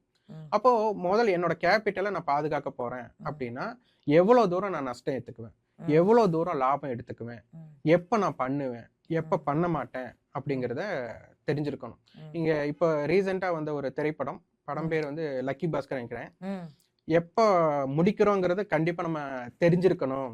நம்ம ம், ஆரம்பிக்கிறது என்ன வேணாலும் பண்ணலாம். ம், ஆனா எப்ப அத ஸ்டாப் பண்றோம் அப்படிங்கிறது நம்ம தெரிஞ்சிருக்கணும். அந்த ஒரு வேர்டு இருக்கும். ம், அது வந்து ரொம்ப மெயினான இப்ப பார்த்தீங்க சிலர்லாம் வந்துட்டு, "உங்களுக்கு தான் எல்லாம் தெரியுமே. நீங்க ட்ரேட் பண்ணிட்டே இருக்கலாமே. நீங்க இவ்ளோ பண்ணலாமே." அப்படின்னுலாம் சிலர் சொல்லுவாங்க. ம். அவங்களுக்கு என்ன வேணுங்கிறது அவங்களுக்கு தெரியும். தெரியும். இப்ப நீங்க இப்படித்தான் பண்ணணும்னு நான் சொல்ல முடியுமா? முடியாது. நீங்க இப்படி பண்ணலாமே, அப்படி பண்ணலாம்னு சொல்ல முடியுமா? ம். எதுவுமே கண்டிப்பா சொல்ல முடியாது. முடியாது. உங்களுக்கு என்ன தேவைங்கிறது உங்களுக்கு தெரியும். ம், அப்போ இங்க என்னன்னா, நமக்கு என்ன தேவைங்கிறது அவங்க தெரிஞ்சிருக்கணும். இன்னொருத்தர் சொல்லி நம்ம வந்துட்டு இது பண்ணக்கூடாது. ம், இன்னொருத்தர் இது சொல்லிடுவாங்களா? நெறைய பேர் வந்து ட்ரேட் பண்றதுக்கு வந்திருப்பாங்க. நஷ்டமாயிருக்கும். வெளியிலயே சொல்ல முடியாது. ஈவன் ம், குடும்பத்திலும் கூட சொல்ல மாட்டாங்க. இங்க என்னன்னா, நம்ம நடந்து போயிட்டுருப்போம். கீழ விழுந்துட்டோம் அப்படின்னா, யாரும் பார்க்கறக்கு முன்னாடி எந்திரிச்சிரோம்னு நெனைப்போம். ம். அதாவது ஒரு கரெக்ட், விஷயம் கரெக்ட். வந்துட்டு யாருக்கு லாஸ் ஆச்சுன்னா யாருக்கும் சொல்ல வேண்டாம்னு சொல்ல தான் வேண்டாம். நெனைப்போம். ஆனா அப்படி இல்ல. நமக்கு வந்துட்டு நம்ம எல்லாத்துக்கும் என்னன்னா, விழுந்ததுனால நமக்கு ஒண்ணும் இதாக போறதில்ல. ம். ஏன்னா அடுத்த டைம் விழுகாம பார்த்துக்கணும். அதுதான் நம்ம மெயினே அதுதான் தவிர, முக்கியம். யாரும் பார்க்கக்கூடாதுங்கிறது நமக்கு முக்கியமே இருக்கக்கூடாது. ம், அப்ப நமக்கு வந்துட்டு எதுனால நஷ்டமானோம்? எதுனால லாபம் அடைஞ்சோம்? எதுக்காக ட்ரேட் பண்ணோம்? ம், என்ன நம்ம தெரிஞ்சுக்கிட்டோம் அப்படின்ட்டு, நான் எல்லாத்துக்கிட்ட சொல்லுவேன். முதல்ல லவ் லெட்டர் எழுதுங்க அப்படிம்பேன். ம், மார்க்கெட்டுக்கு உங்களுக்கு என்ன தெரிஞ்சதோ, நீங்க என்ன பார்த்தீங்களோ, அத வந்து முதல் லவ் லெட்டர் எழுதுங்க. அப்ப வந்து நமக்கு என்ன ஆகும்னா, நமக்கு என்னென்ன விஷயங்கள் தொடர்ச்சியா ஒண்ணு நடக்குது, நடக்கல ஒரு கனெக்ஷன் அப்படிங்கிறது வந்துரும். தெரிஞ்சிடும். ம், ஈஸியா ஸ்ட்ராட்டஜி பில்ட் ஆயிடும். இங்க வந்துட்டு புதுசா வரவங்க எல்லாருமே வந்துட்டு என்ன பண்றது? என்ன பண்றது? ஒவ்வொருத்தர் கிட்டயும் கேட்டுட்டே இருப்பாங்க. நான் சொல்லுவேன் எல்லார்த்துக்கிட்டயும், ஃபர்ஸ்ட் எலிஜிபிளே வந்து யார்கிட்டயும் கேட்காதீங்க. ம், ஏன்னா, ஒரு விஷயம் ஒவ்வொரு இதுக்கு வந்துட்டு இது பண்ணட்டுமா, அது பண்ணட்டுமான்னு கேட்டுட்டே இருந்தா, ம், அது எப்படி கரெக்ட்டா இருக்கும்? ம், அப்போ ஃபர்ஸ்ட் எலிஜிபிளே நமக்கு தெரிஞ்சு பண்ணணும். ம், அப்ப தெரியாம பண்றதே இங்க ஆகாது. அதனால மார்க்கெட்ல பணம் வச்சுட்டு மட்டும் வர்றது முக்கியம் இல்ல. ம், அதனால மார்க்கெட்ல என்னென்ன நடக்குது அப்படிங்கிறத தெரிஞ்சிருக்கணும். இதுல ம், ரொம்ப ரொம்ப முக்கியம் மைண்ட் கண்ட்ரோல் தான். உங்களுக்கு என்ன போதும், என்ன வேணும் அப்படிங்கிறது உங்களுக்கு தெரிஞ்சிருக்கணும். மார்க்கெட் அளவில்லாம குடுக்கும். ஆனா அதெல்லாம் நம்ம எடுத்துட்டோம் அப்படின்னா, கண்டிப்பா மார்க்கெட்ல வந்து ரொம்ப நாள் போக முடியாது. ம். சஸ்டெயின் பண்ண முடியாது. சஸ்டெயினே பண்ண முடியாது. கரெக்ட். நீங்க சொன்னது ஆக்சுவலி நம்ம ரியல் லைஃப்லயும் நெறைய பேரையும் பார்த்திருப்போம். நெறைய பேர் வந்து குடுக்குது, ப்ராஃபிட் எடுக்குறாங்கங்கிறதுனால நெறைய நாள் பண்ணிட்டு லாஸும் பண்ணியிருப்பாங்க. அதே மாரி நீங்க சொன்ன மாரி ரிஸ்க் எவ்ளோ நம்ம ரிஸ்க் எடுக்க முடியும் அப்படிங்கிற அண்டர்ஸ்டாண்டிங் இல்லாம உள்ள போறது வந்து கண்டிப்பா லாங் ரன்ல ஒர்க் அவுட் ஆகாது. சூப்பர். நம்ம இத பத்தி பேசும்போது நீங்க ஒரு விஷயம் சொன்னீங்க. யார் சொல்றதும் கேட்காதீங்க. உங்களுக்கு என்ன தேவை அப்படிங்கிறத தெரிஞ்சுக்கிட்டு எக்ஸிக்யூட் பண்ணுங்க. இந்த எக்ஸிகியூஷன் அப்படிங்கிற ஒரு விஷயம் வரும்போது, சிஸ்டம் அதாவது ஒரு பிளாட்ஃபார்ம். இப்ப நம்ம ஸ்ட்ராட்டஜி இல்ல என்ன பண்ணணும், ஏது பண்ணணும் இதெல்லாம் நெறைய விஷயங்கள், நெறைய இன்ஃபர்மேஷன் YouTubeல நீங்க எது தொறந்தாலும் இருக்கு. அது ஒரு சைடு இருக்கட்டும். இதெல்லாம் தாண்டி ஆக்சுவல் எக்ஸிகியூஷன்ல வந்து சிஸ்டம் எந்த அளவு இம்பார்ட்டன்ட். ஏன்னா நெறைய பேர் இப்போ ஃபோன் யூஸ் பண்றாங்க. இப்ப நெறைய பேர் ஒரு ப்ரொஃபஷனலா வந்துட்டாங்க அப்படின்னா, சிஸ்டமும் யூஸ் பண்றாங்க. கம்ப்யூட்டர்ஸ், லேப்டாப்ஸ்ன்னு. ஒரு பிளாட்ஃபார்ம் வந்து எந்த அளவு important when it comes to trading? இல்லைங்க. ரொம்ப ரொம்ப இம்பார்ட்டன்ட். இப்ப என்ன அப்படின்னா, இப்ப என் கையில ஒரு மொபைல் ஆப் இருக்கு அப்படின்னா, என்கிட்ட பணம் இருக்கு அப்படின்னா, நான் ஒரு ட்ரேடர் அப்படின்ட்டு இது பண்ணிடுறோம். ம். இந்த மொபைல் ஆப் அப்படிங்கிறத வந்துட்டு எங்க இருந்தாலும் நம்ம யூஸ் பண்ணிக்கலாம் அப்படிங்கிற ஒரு நமக்கு கிடைத்த ஒரு வரப்பிரசாதம்னு சொல்லிக்கலாம். கரெக்ட். முந்தியெல்லாம் பார்த்தீங்கன்னா, ஒரு டீலர் ஆஃபீஸ்க்கு போய் உட்காந்து, அதுக்கப்புறம் அங்க நடக்கிற விலையும் ஏற்ற இறக்கப்பாட்டு அவங்ககிட்ட டீலர் கிட்ட சொல்லி தான் ஒரு ஆர்டர் போட்டு இதெல்லாம் பண்ணணும். ம். ஆனா, இப்ப அப்படி இல்ல. நம்ம எங்க இருந்தாலும் நம்ம பண்ணிக்கக்கூடிய அளவுக்கு நமக்கு வந்தாச்சு. ஆனா, இது வந்துட்டு நமக்கு கிடைச்ச வரப்பிரசாதம் தவிர, இது மட்டுமே கிடையாது. ம். உங்களுக்கு மார்க்கெட்ட பார்த்து பழகுனதுக்குன்னு ஒரு வே இருக்கணுமா இல்லையா? ம். அப்போ அந்த வே நமக்கு வந்துட்டு ஒரு பிளாட்ஃபார்ம் அப்படிங்கிறது ரொம்ப ரொம்ப முக்கியம். ம். ஆர்டர் எக்ஸிக்யூட் பண்றதுக்கு வேணா நம்ம வந்துட்டு இது பேஸ் பண்ணிக்கலாமே தவிர, இப்போ நம்ம டேட்டாஸ் பார்க்கணும்னாலும் நம்ம ஈஸியா மொபைல்ல பார்த்துக்கலாம். ஆனா இருந்தாலும் ஒரு ஸ்ட்ரக்சர் அப்படின்னா, நம்ம ஒரு இடத்துல ஒரு ப்ரொஃபஷனலா அதுக்குன்னு ஒரு டைம், அதுக்குண்டான எல்லாமே நம்ம செட் பண்ணி கரெக்ட்டா ப்ராப்பரா நடக்கிறது தான் நமக்கு ரொம்ப முக்கியம். ம். அதனால ட்ரேட் அப்படிங்கிறது உங்களுக்கு ஒரு செட்டப் கண்டிப்பா வேணும். கண்டிப்பா தேவை. அண்ட் இப்ப இருக்கிற ட்ரேடர்ஸ் நீங்க நெறைய நீங்களும் பண்ணிட்டு இருக்கீங்க. அது மாரி நீங்க நெறைய பேர் கூட இன்டராக்ட் பண்ணுவீங்க. அவங்க வந்து என்ன எதிர்பார்க்குறாங்க? ஒரு பிளாட்ஃபார்ம் அப்டின்னா, அவங்களோட எக்ஸ்பெக்டேஷன் என்ன? ஃபாஸ்ட்டா டெலிவர் ஐ மீன் டைம் வந்து கம்மியா இருக்கணும். இல்ல இன்டர்ஃபேஸ் ஸ்மூத்தா இருக்கணும். இந்த காலகட்டத்தில இப்ப 2026ல போறோம். இந்த காலகட்டத்தில என்ன வந்து ஒரு பிளாட்ஃபார்ம்ல இருந்து அவங்க எக்ஸ்பெக்ட் பண்றாங்க? அதாவது என்னெல்லாம் அவங்களுக்கு தேவையோ கண்டிப்பா எல்லாமே எக்ஸ்பெக்ட் பண்ணுவாங்க. ம். இப்போ வந்துட்டு கிராஃப் நல்லா இருக்கும்னு நினைப்பாங்க. இப்ப நீங்க ம். சொன்ன மாரி ஓஇ இது வச்சுட்டு நமக்கு ஏஐ மூலியம் கன்வே பண்ற மார, ம். இப்ப நமக்கு ஒரு விஷயம் தெரியலனாமே உடனே வந்துட்டு மத்தவங்ககிட்ட கேட்கறக்கு, இப்போ பார்த்தீங்கன்னா, நாங்க ட்ரேட் பண்ணிட்டு இருக்கும்போது பார்த்தீங்கன்னா, ஒருவர் வந்துட்டு பயங்கரமான ட்ரேடர். ம். பயங்கரமான ட்ரேடர்னா அந்த காலத்துக்கு எங்களுக்கு அவரு பயங்கரமான ட்ரேடர். ம். அவரு என்ன நல்லா வாங்கி வித்துட்டு இருப்பாரு. அது அந்த டயத்திலேயே வந்து லாட் அதிகமா பண்ணிட்டு இருப்பாரு. ம். அவரு ஒரு டைம் என்ன ஆயி போச்சு, அ ஒரு பொருள சொல்லிட்டாரு. வாங்க சொல்லிட்டு அவர் பாட்டுக்கு போயிட்டாரு. சரி அவரு தான் வாங்க சொல்லிட்டாரே, அப்ப நம்மளும் வாங்கிடலாமேன்னு சொல்லிட்டு நம்மளும் வாங்கிட்டோம். ம். வாங்குனதுக்கு அப்புறம் என்ன ஆகுதுன்னா, பிரைஸ் இறங்கிட்டே இருக்கு. ஆனா ம். அவரு வந்து ஃபியூச்சர்ல வந்துட்டு வாங்கிட்டு போயிட்டாரு. ம். ஆனா அவரு என்ன பண்ணாருன்னே தெரியல. ம். ஆனா விலை இறங்கிட்டே இருக்கு. அப்புறம் அந்த டீலர் கிட்ட கேட்கிறோம், "ஏங்க அவரு வாங்கிட்டாரு, அவர் பாட்டுக்கு போயிட்டாரு. அவரு ஏதோ லாட் அதிகமா பண்ணியிருக்காரு. நான் வந்து கம்மியா வாங்குனதுக்கே லாஸ் காமிக்குதுன்னா, சார் அவர் ஷார்ட் அடிச்சிருந்தாரு, கவர் பண்ணிட்டு போயிட்டாரு சார். நீங்க போய் ஏன் சார் ம். வாங்குனீங்க?" அப்போ என்ன விஷயத்துக்காக வாங்குனோன்னே தெரியல. அப்ப இந்த இடத்துல அவங்க யாரும் நமக்கு சொல்லி தர போறதும் கிடையாது. இப்ப ம். அவங்க சொல்லி தராங்க அப்படிங்கிறதுக்காக நான் வந்துட்டு அவங்க ட்ரேட் பண்ணிட்டு இருக்கும்போது கேட்டேன்னா, ம். அவங்க கண்டிப்பா சொல்ல மாட்டாங்க. ஏன்னா அவங்க ம். ஒரு பொசிஷன்ல லாப நஷ்டத்துல அவங்களுக்கு உண்டானத இருப்பாங்க. பார்ப்பாங்க. அப்ப அவங்க நம்ம கரெக்ட். சொல்லிட்டு இருப்பாங்க. அப்ப ம். ப்ராஃபிட்ல இருந்தாங்கன்னா, அத பொசிஷன கட் பண்றதுக்கு பார்ப்பாங்க. நஷ்டம் இருந்தா அவங்க எப்படி தவிர்க்கலாம்ன்னு பார்த்துட்டு இருக்கும்போது, சார் நான் இத வாங்கலாமா, விக்கலாமான்னு கேட்டா சொல்லுவாங்களா? ம்ஹ்ம். மாட்டாங்க.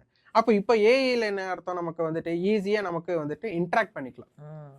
அப்ப அந்த மார விஷயங்கள்லாம் வந்து இப்ப பிளாட்ஃபார்ம்ல வந்துட்டு ஈஸியா இப்ப இன்னொருத்தர்கிட்ட கேட்டு தெரிஞ்சுக்கிறதுக்கு நமக்கு ஈஸியா நம்ம வந்துட்டு ஏஐ கூடயே ஏஐ இன்டராக்ட் பண்ணி இன்டராக்ட் அந்த பண்றது. கேப்ப ஃபில் பண்ணிக்கலாம். ஆமா. அதே மாரி எல்லாமே ஒரே ஸ்க்ரீன்லயும் வர மாரி இருந்தா இன்னுமே வந்து ஆமா. இப்ப எல்லாருமே யூசர் ஃப்ரெண்ட்லியா வந்துட்டு எல்லாமே நமக்கு ஒரே பேஜ்ல கிடைக்கிறத வந்து எல்லாருமே விரும்புறாங்க. Super. Okay. So last and ஃபைனலா ஒரு அட்வைஸ் நீங்க வந்து சொல்லணும் அப்படின்னு நினைக்கிறீங்கன்னா, நம்ம வியூவர்ஸ்க்கு what will be your advice? முக்கியமா மார்க்கெட்ல ட்ரேட் பண்ண வர்றோம் அப்படின்னா, நம்மகிட்ட பணம் இருக்கிறதுனால நான் ட்ரேடர் அப்படிங்கிற விஷயம் இருக்கக்கூடாது. அதாவது நானும் ரவுடி தான் அப்படின்னு சொல்லிட்டு நான் வண்டி ஏறுற மார இங்க இருக்கக்கூடாது. ஆப்ஷன்ஸ் ட்ரேட் பண்றதுக்கு நமக்கு மார்க்கெட்ல என்னெல்லாம் நடக்குது அப்படிங்கிற ஒரு விஷயத்த நம்ம ஃபர்ஸ்ட்டு தெரிஞ்சுக்கணும். அதுக்கு தான் நம்ம சொன்ன மார்க்கெட்டோட மூவ்மெண்ட் சொல்லியிருந்தேன். அதே மாரி யார் ட்ரேடர் இருக்காங்க, அந்த ட்ரேடருக்கு ஆப்ஷன் கிரீக்ஸுங்கிற விஷயத்த நம்ம சொல்லியிருந்தோம். இதோட கால்குலேஷன் கடைசியில வந்துட்டு ஏடிஎம் ஆப்ஷன் 0 தான் ஆகப்போகுது. ஆகும். அப்போ 0 ஆகக்கூடிய ப்ராடக்ட்ட நீங்க வந்து பை பண்ணிட்டு, அதுல வந்துட்டு ஆவரேஜ் பண்ணி, டோட்டல் அமௌண்ட்ட பேஸ் பண்ணி, அதுவும் பார்த்தீங்கன்னா, இப்போ நெறைய பேர் பார்த்தீங்கன்னா, 0 ஹீரோ அப்படிங்கிறதுலயே எக்ஸ்பைரி ட்ரேட்ல தான் நெறையா ட்ரேட் பண்றதுக்கு வராங்க. பண்றாங்க. அப்போ மார்க்கெட் ஒரு அதாவது நெனைச்சு பார்க்காத மூவ்மெண்ட் இருக்கு. பெரிய ஏற்றம், பெரிய இறக்கம் அப்படிங்கிறத சொல்லுவாங்க. இதுல காமா எஃபெக்ட்ன்னு சொல்லுவாங்க. ம். இந்த காமா எஃபெக்ட் எப்பவுமே வந்து கடைசி நேரத்துல தான் நடக்கும். ம். அந்த கடைசி நேரத்தம் ஏன் அப்படி நடக்கும்னா, இப்போ இப்போ நம்ம வீட்ல குழந்தைங்க இருப்பாங்க. ஆ படிச்சுட்டு இருப்பாங்க. எக்ஸாம் கடைசி டயத்துல தான் என்ன பண்ணுவாங்க? எல்லாத்தையும் உட்காந்து படிப்பாங்க. எல்லாத்தையும் உட்காந்து படிப்பாங்க. அப்போ படிக்கிறதுக்கு உண்டான டைம் இருந்திருக்கும். உட்காந்து படிச்சிருப்பாங்களா? ம்ஹ்ம். படிச்சிருக்க மாட்டாங்க. ம்ஹ்ம். எப்ப பண்ணுவாங்க? கடைசி கரெக்ட். நேரத்துல பண்ணுவாங்க. இந்த இடம் உங்களுக்கு மார்க்கெட்ல நடக்கும். ம். அந்த இடத்துல என்ன ஆகும்னா, எல்லாரும் கண்டிப்பா அத செஞ்சாக வேண்டிய சிச்சுவேஷன் இருக்கும். அப்பதான் 0 டூ ஹீரோ நடக்கும். இத இன்னும் சிம்பிளா சொல்லப்போனா, இப்போ நான் வந்து எனக்கு ஒரு 10 மணி நேரம் டைம் இருக்கு. இப்போ வந்துட்டு 10 மணி நேரம் டைம்ல நான் வந்துட்டு ஒரு 500 கிலோமீட்டர் கடக்கணும். ம். அப்ப நான் என்ன பண்ணுவேன்? 1 மணி நேரத்துக்கு 50 கிலோமீட்டர் கடந்தா கிலோமீட்டர். போதும் அப்படின்ட்டு இருக்கும். அப்ப இது கரெக்ட்டா நான் என்ன பண்ணணும்? 1 மணி நேரத்துக்கு 50 கிலோமீட்டர் நான் டிராவல் பண்ணிட்டேன்னா, என்ன ஆகும் எனக்கு? நான் வந்து ஓகே இது வரைக்கும் டிராவல் பண்ணிட்டேன். இதுக்கப்புறம் மீதி வந்து நம்ம இதே கரெக்ட்டா ஸ்பீட்ல போயிடும். போறோம் எந்த அப்படின்னு பிரச்சனையுமே பிரச்சனையே இல்லன்னு அர்த்தம். கிடையாது. அப்போ நான் வந்துட்டு 1 மணி நேரத்துல 50 கிலோமீட்டர் டிராவல் பண்ணிட்டேன்னா, என்னுடைய டார்கெட்டுக்கு எந்த பிரச்சனையுமே ப்ராப்ளம் கிடையாது. இல்ல. ஆனா, ஃபர்ஸ்ட் 5 மணி நேரத்துல நான் வந்துட்டு 250 கிலோமீட்டர் போயிட்டேன். ம். அப்ப எனக்கு இன்னும் மீதி எவ்வளோ இருக்கு? 5 மணி நேரத்துல 250 கிலோமீட்டர் இருக்கு. போகணும். இதுல எந்த பிரச்சனையும் இல்ல. ம். ஆனா, அடுத்த 2 மணி நேரம் நான் ஏதோ ஒரு டிராஃபிக் ஜாம்ல மாட்டிட்டேன். அப்ப நான் என்ன பண்ணணும்? அப்ப நீங்க ஸ்பீட் இன்க்ரீஸ் பண்ணணும். அப்ப என்ன ஆகும்? நீ இன்னி இருக்கிற 3 மணி நேரத்துல நான் டார்கெட்ட ரீச் ரீச் பண்ணணும்னா, பண்ணணும். அப்ப நான் 50 கிலோமீட்டர் ஸ்பீட்ல போனா போக முடியாது. பத்தாது. அப்ப அத விட நான் என்ன பண்ணணுங்க? அதிகப்படுத்தணும். அதிகப்படுத்தணும். அது போல தான் இந்த வந்துட்டு எக்ஸ்பெரியில அந்த ஒரு நமக்கு இந்த இடத்துக்கு போனா நமக்கு ஐடிஎம் ஆப்ஷனா மாறுது அப்படின்னா, அதுக்கு வேல்யூ இன்கிரீஸ் ஆக ஆரம்பிச்சிடும். அப்ப கடைசி நேரத்துல ஒருத்தன் வந்துட்டு முடியாத ஒரு விஷயத்த முடியுது பாத்தீங்களா? ம். அப்ப வந்து காமா எஃபெக்ட் வந்து இன்கிரீஸ் ஆகும். ம். இத கேப்சர் பண்றதுக்காக நிறைய பேர் என்ன பண்ணுவாங்கன்னா, 0 to ஹீரோ ட்ரேட் வந்து பண்ணுவாங்க. ம். ஆனா இது எல்லா டைமும் ஏற்படுமானா? ஏற்படாது. ம். அப்போ ஏதோ ஒரு டைம் நடக்கும். அடுத்த டைம் இதே மாரி பண்ணிட்டு பணத்த நிறைய விட்டுருவாங்க. அப்ப நிறைய பணத்த விட்டதுக்கு அப்புறம் என்ன பண்ணுவாங்கன்னா, திருப்பி வந்து பணத்த கொண்டு வந்து இந்த 0 to ஹீரோ ட்ரேடே நிறைய பண்ணுவாங்க. இப்போ நிறைய ஃபேமஸா எல்லாரும் வந்துட்டு பண்றக்கு முயற்சி பண்றதே இந்த எக்ஸ்பைரி ட்ரேட் தான். ம். ஆனா முதல் வந்துட்டு எக்ஸ்பைரி ட்ரேட் பண்ணலாம். ஆனா மார்க்கெட்ட பத்தி எனக்கு எல்லாம் தெரியும். எனக்கு ஏத்த ரிஸ்க் என்ன வேணும்? அத மட்டும் பார்த்துட்டு பண்றவங்க ஜெயிச்சிரலாம். ஆனா எக்ஸ்பைரி ட்ரேட் மட்டுமே நான் பண்ணுவேன் அப்படின்ட்டு வர்றவங்க எப்பவுமே மார்க்கெட்டுக்குள்ள சஸ்டெயின் பண்ண முடியாது. அதனால ஆப்ஷன்ஸ் ட்ரேட் பண்றவங்க, ஆப்ஷன் பையரா விரும்புறவங்க எல்லாருமே அதிகமா விரும்புறது அந்த எக்ஸ்பைரி ட்ரேட. ஃபர்ஸ்ட் அத அவாய்ட் பண்ணிடுங்க. ம். மார்க்கெட்ட பத்தி தெரிஞ்சுட்டு, அதுக்கப்புறம் இத பண்ணுனா பரவால்ல. ஆனா டோட்டல் அமௌண்ட் இத விட்டுட்டு ஒருத்தர் 10 லட்சம் போட்டு அது 30 லட்சமா மாறிரும், 1 கோடியா மாறிரும் அப்படின்ட்டு. ஆனா நமக்கு 0 ஆனா அது 10 லட்சமே ஒரு நொடியிலேயே நமக்கு 0 ஆகுது. போகிறதுக்கு அது நமக்கு அதுக்கப்புறம் என்ன ஆகும்? லாஸ் ஆயிருச்சுன்னா, அதுக்கப்புறம் விட்டத பிடிக்கணும் அப்படிங்கிற ஓட்டத்துக்கு இன்னும் நம்ம அதிகமா ஓடிறோம். பண்ணுவோம். சோ இது எல்லாமே நம்ம வந்து அவாய்ட் தவிர்க்கணும். பண்ணணும். அவாய்ட் பண்ணணும். அப்போ நீங்க சொல்றத வச்சு பார்க்கும்போது லேர்ன் பிஃபோர் யூ ஏர்ன். அதாவது நீங்க ம். ஏர்ன் பண்றதுக்கு முன்னாடி முதல்ல லேர்ன் பண்ணிக்கோங்க. ம். மார்க்கெட்ல என்ன விஷயங்கள் இருக்கு அப்படிங்கிறத தெரிஞ்சுட்டு, அதுக்கப்புறமா எல்லா கைட்லைன்ஸ் அந்த கரெக்ட்டான மென்டர கண்டுபிடிச்சு, அதுக்கப்புறம் அத பத்தி லேர்ன் பண்ணிட்டு, கரெக்ட்டான பிளாட்ஃபார்ம்ல போய் நம்ம வந்து ட்ரேட் நீங்க பண்ணணும் சொன்னதுல எனக்கு இன்னொரு அப்படிங்கிறது. இது. ம். லேர்ன் ஏர்ன் சொன்னீங்க. எல்லாரும் சொல்லுவாங்க. ம். லேர்ன்ல இருக்கிற ஃபர்ஸ்ட் எல்லாம் கட் பண்ணிடுங்க. ம். ஏர்ன் ஆயிடும் அப்படின்னு ம். சொல்லுவாங்க. ஆனா முதல் பிரச்சனையே அங்க தான் இருக்கு. ம். லேர்ன் பண்ணா ஏர்ன் பண்ண முடியாது. ம். லேர்ன் பண்ணா தெரிஞ்சுக்கலாம். ஆனா பிராக்டிஸ் அண்ட் அப்சர்வேஷன் அப்படிங்கிறது எனக்கு முக்கியம். ம். இப்போ எனக்கு நீச்சல் கத்துக்கணும் அப்படின்னு எனக்கு ஒரு ஆசை. அப்படின்னு வச்சுக்கோங்க. நான் வந்து தியரிட்டிக்கலா நான் வந்து படிக்கிறேன். ம். நான் நீச்சல் அடிப்பது எப்படின்ட்டு நான் தியரிட்டிக்கலா படிக்கிறேன். உடனே போய் நான் நீச்சல் பண்ணிட முடியுமா? அது முடியாது. முடியவே முடியாது. அதுக்கு தான் பிராக்டிஸ் பண்ணா தான் பிராக்டிஸ் முடியும். பண்ணணும்.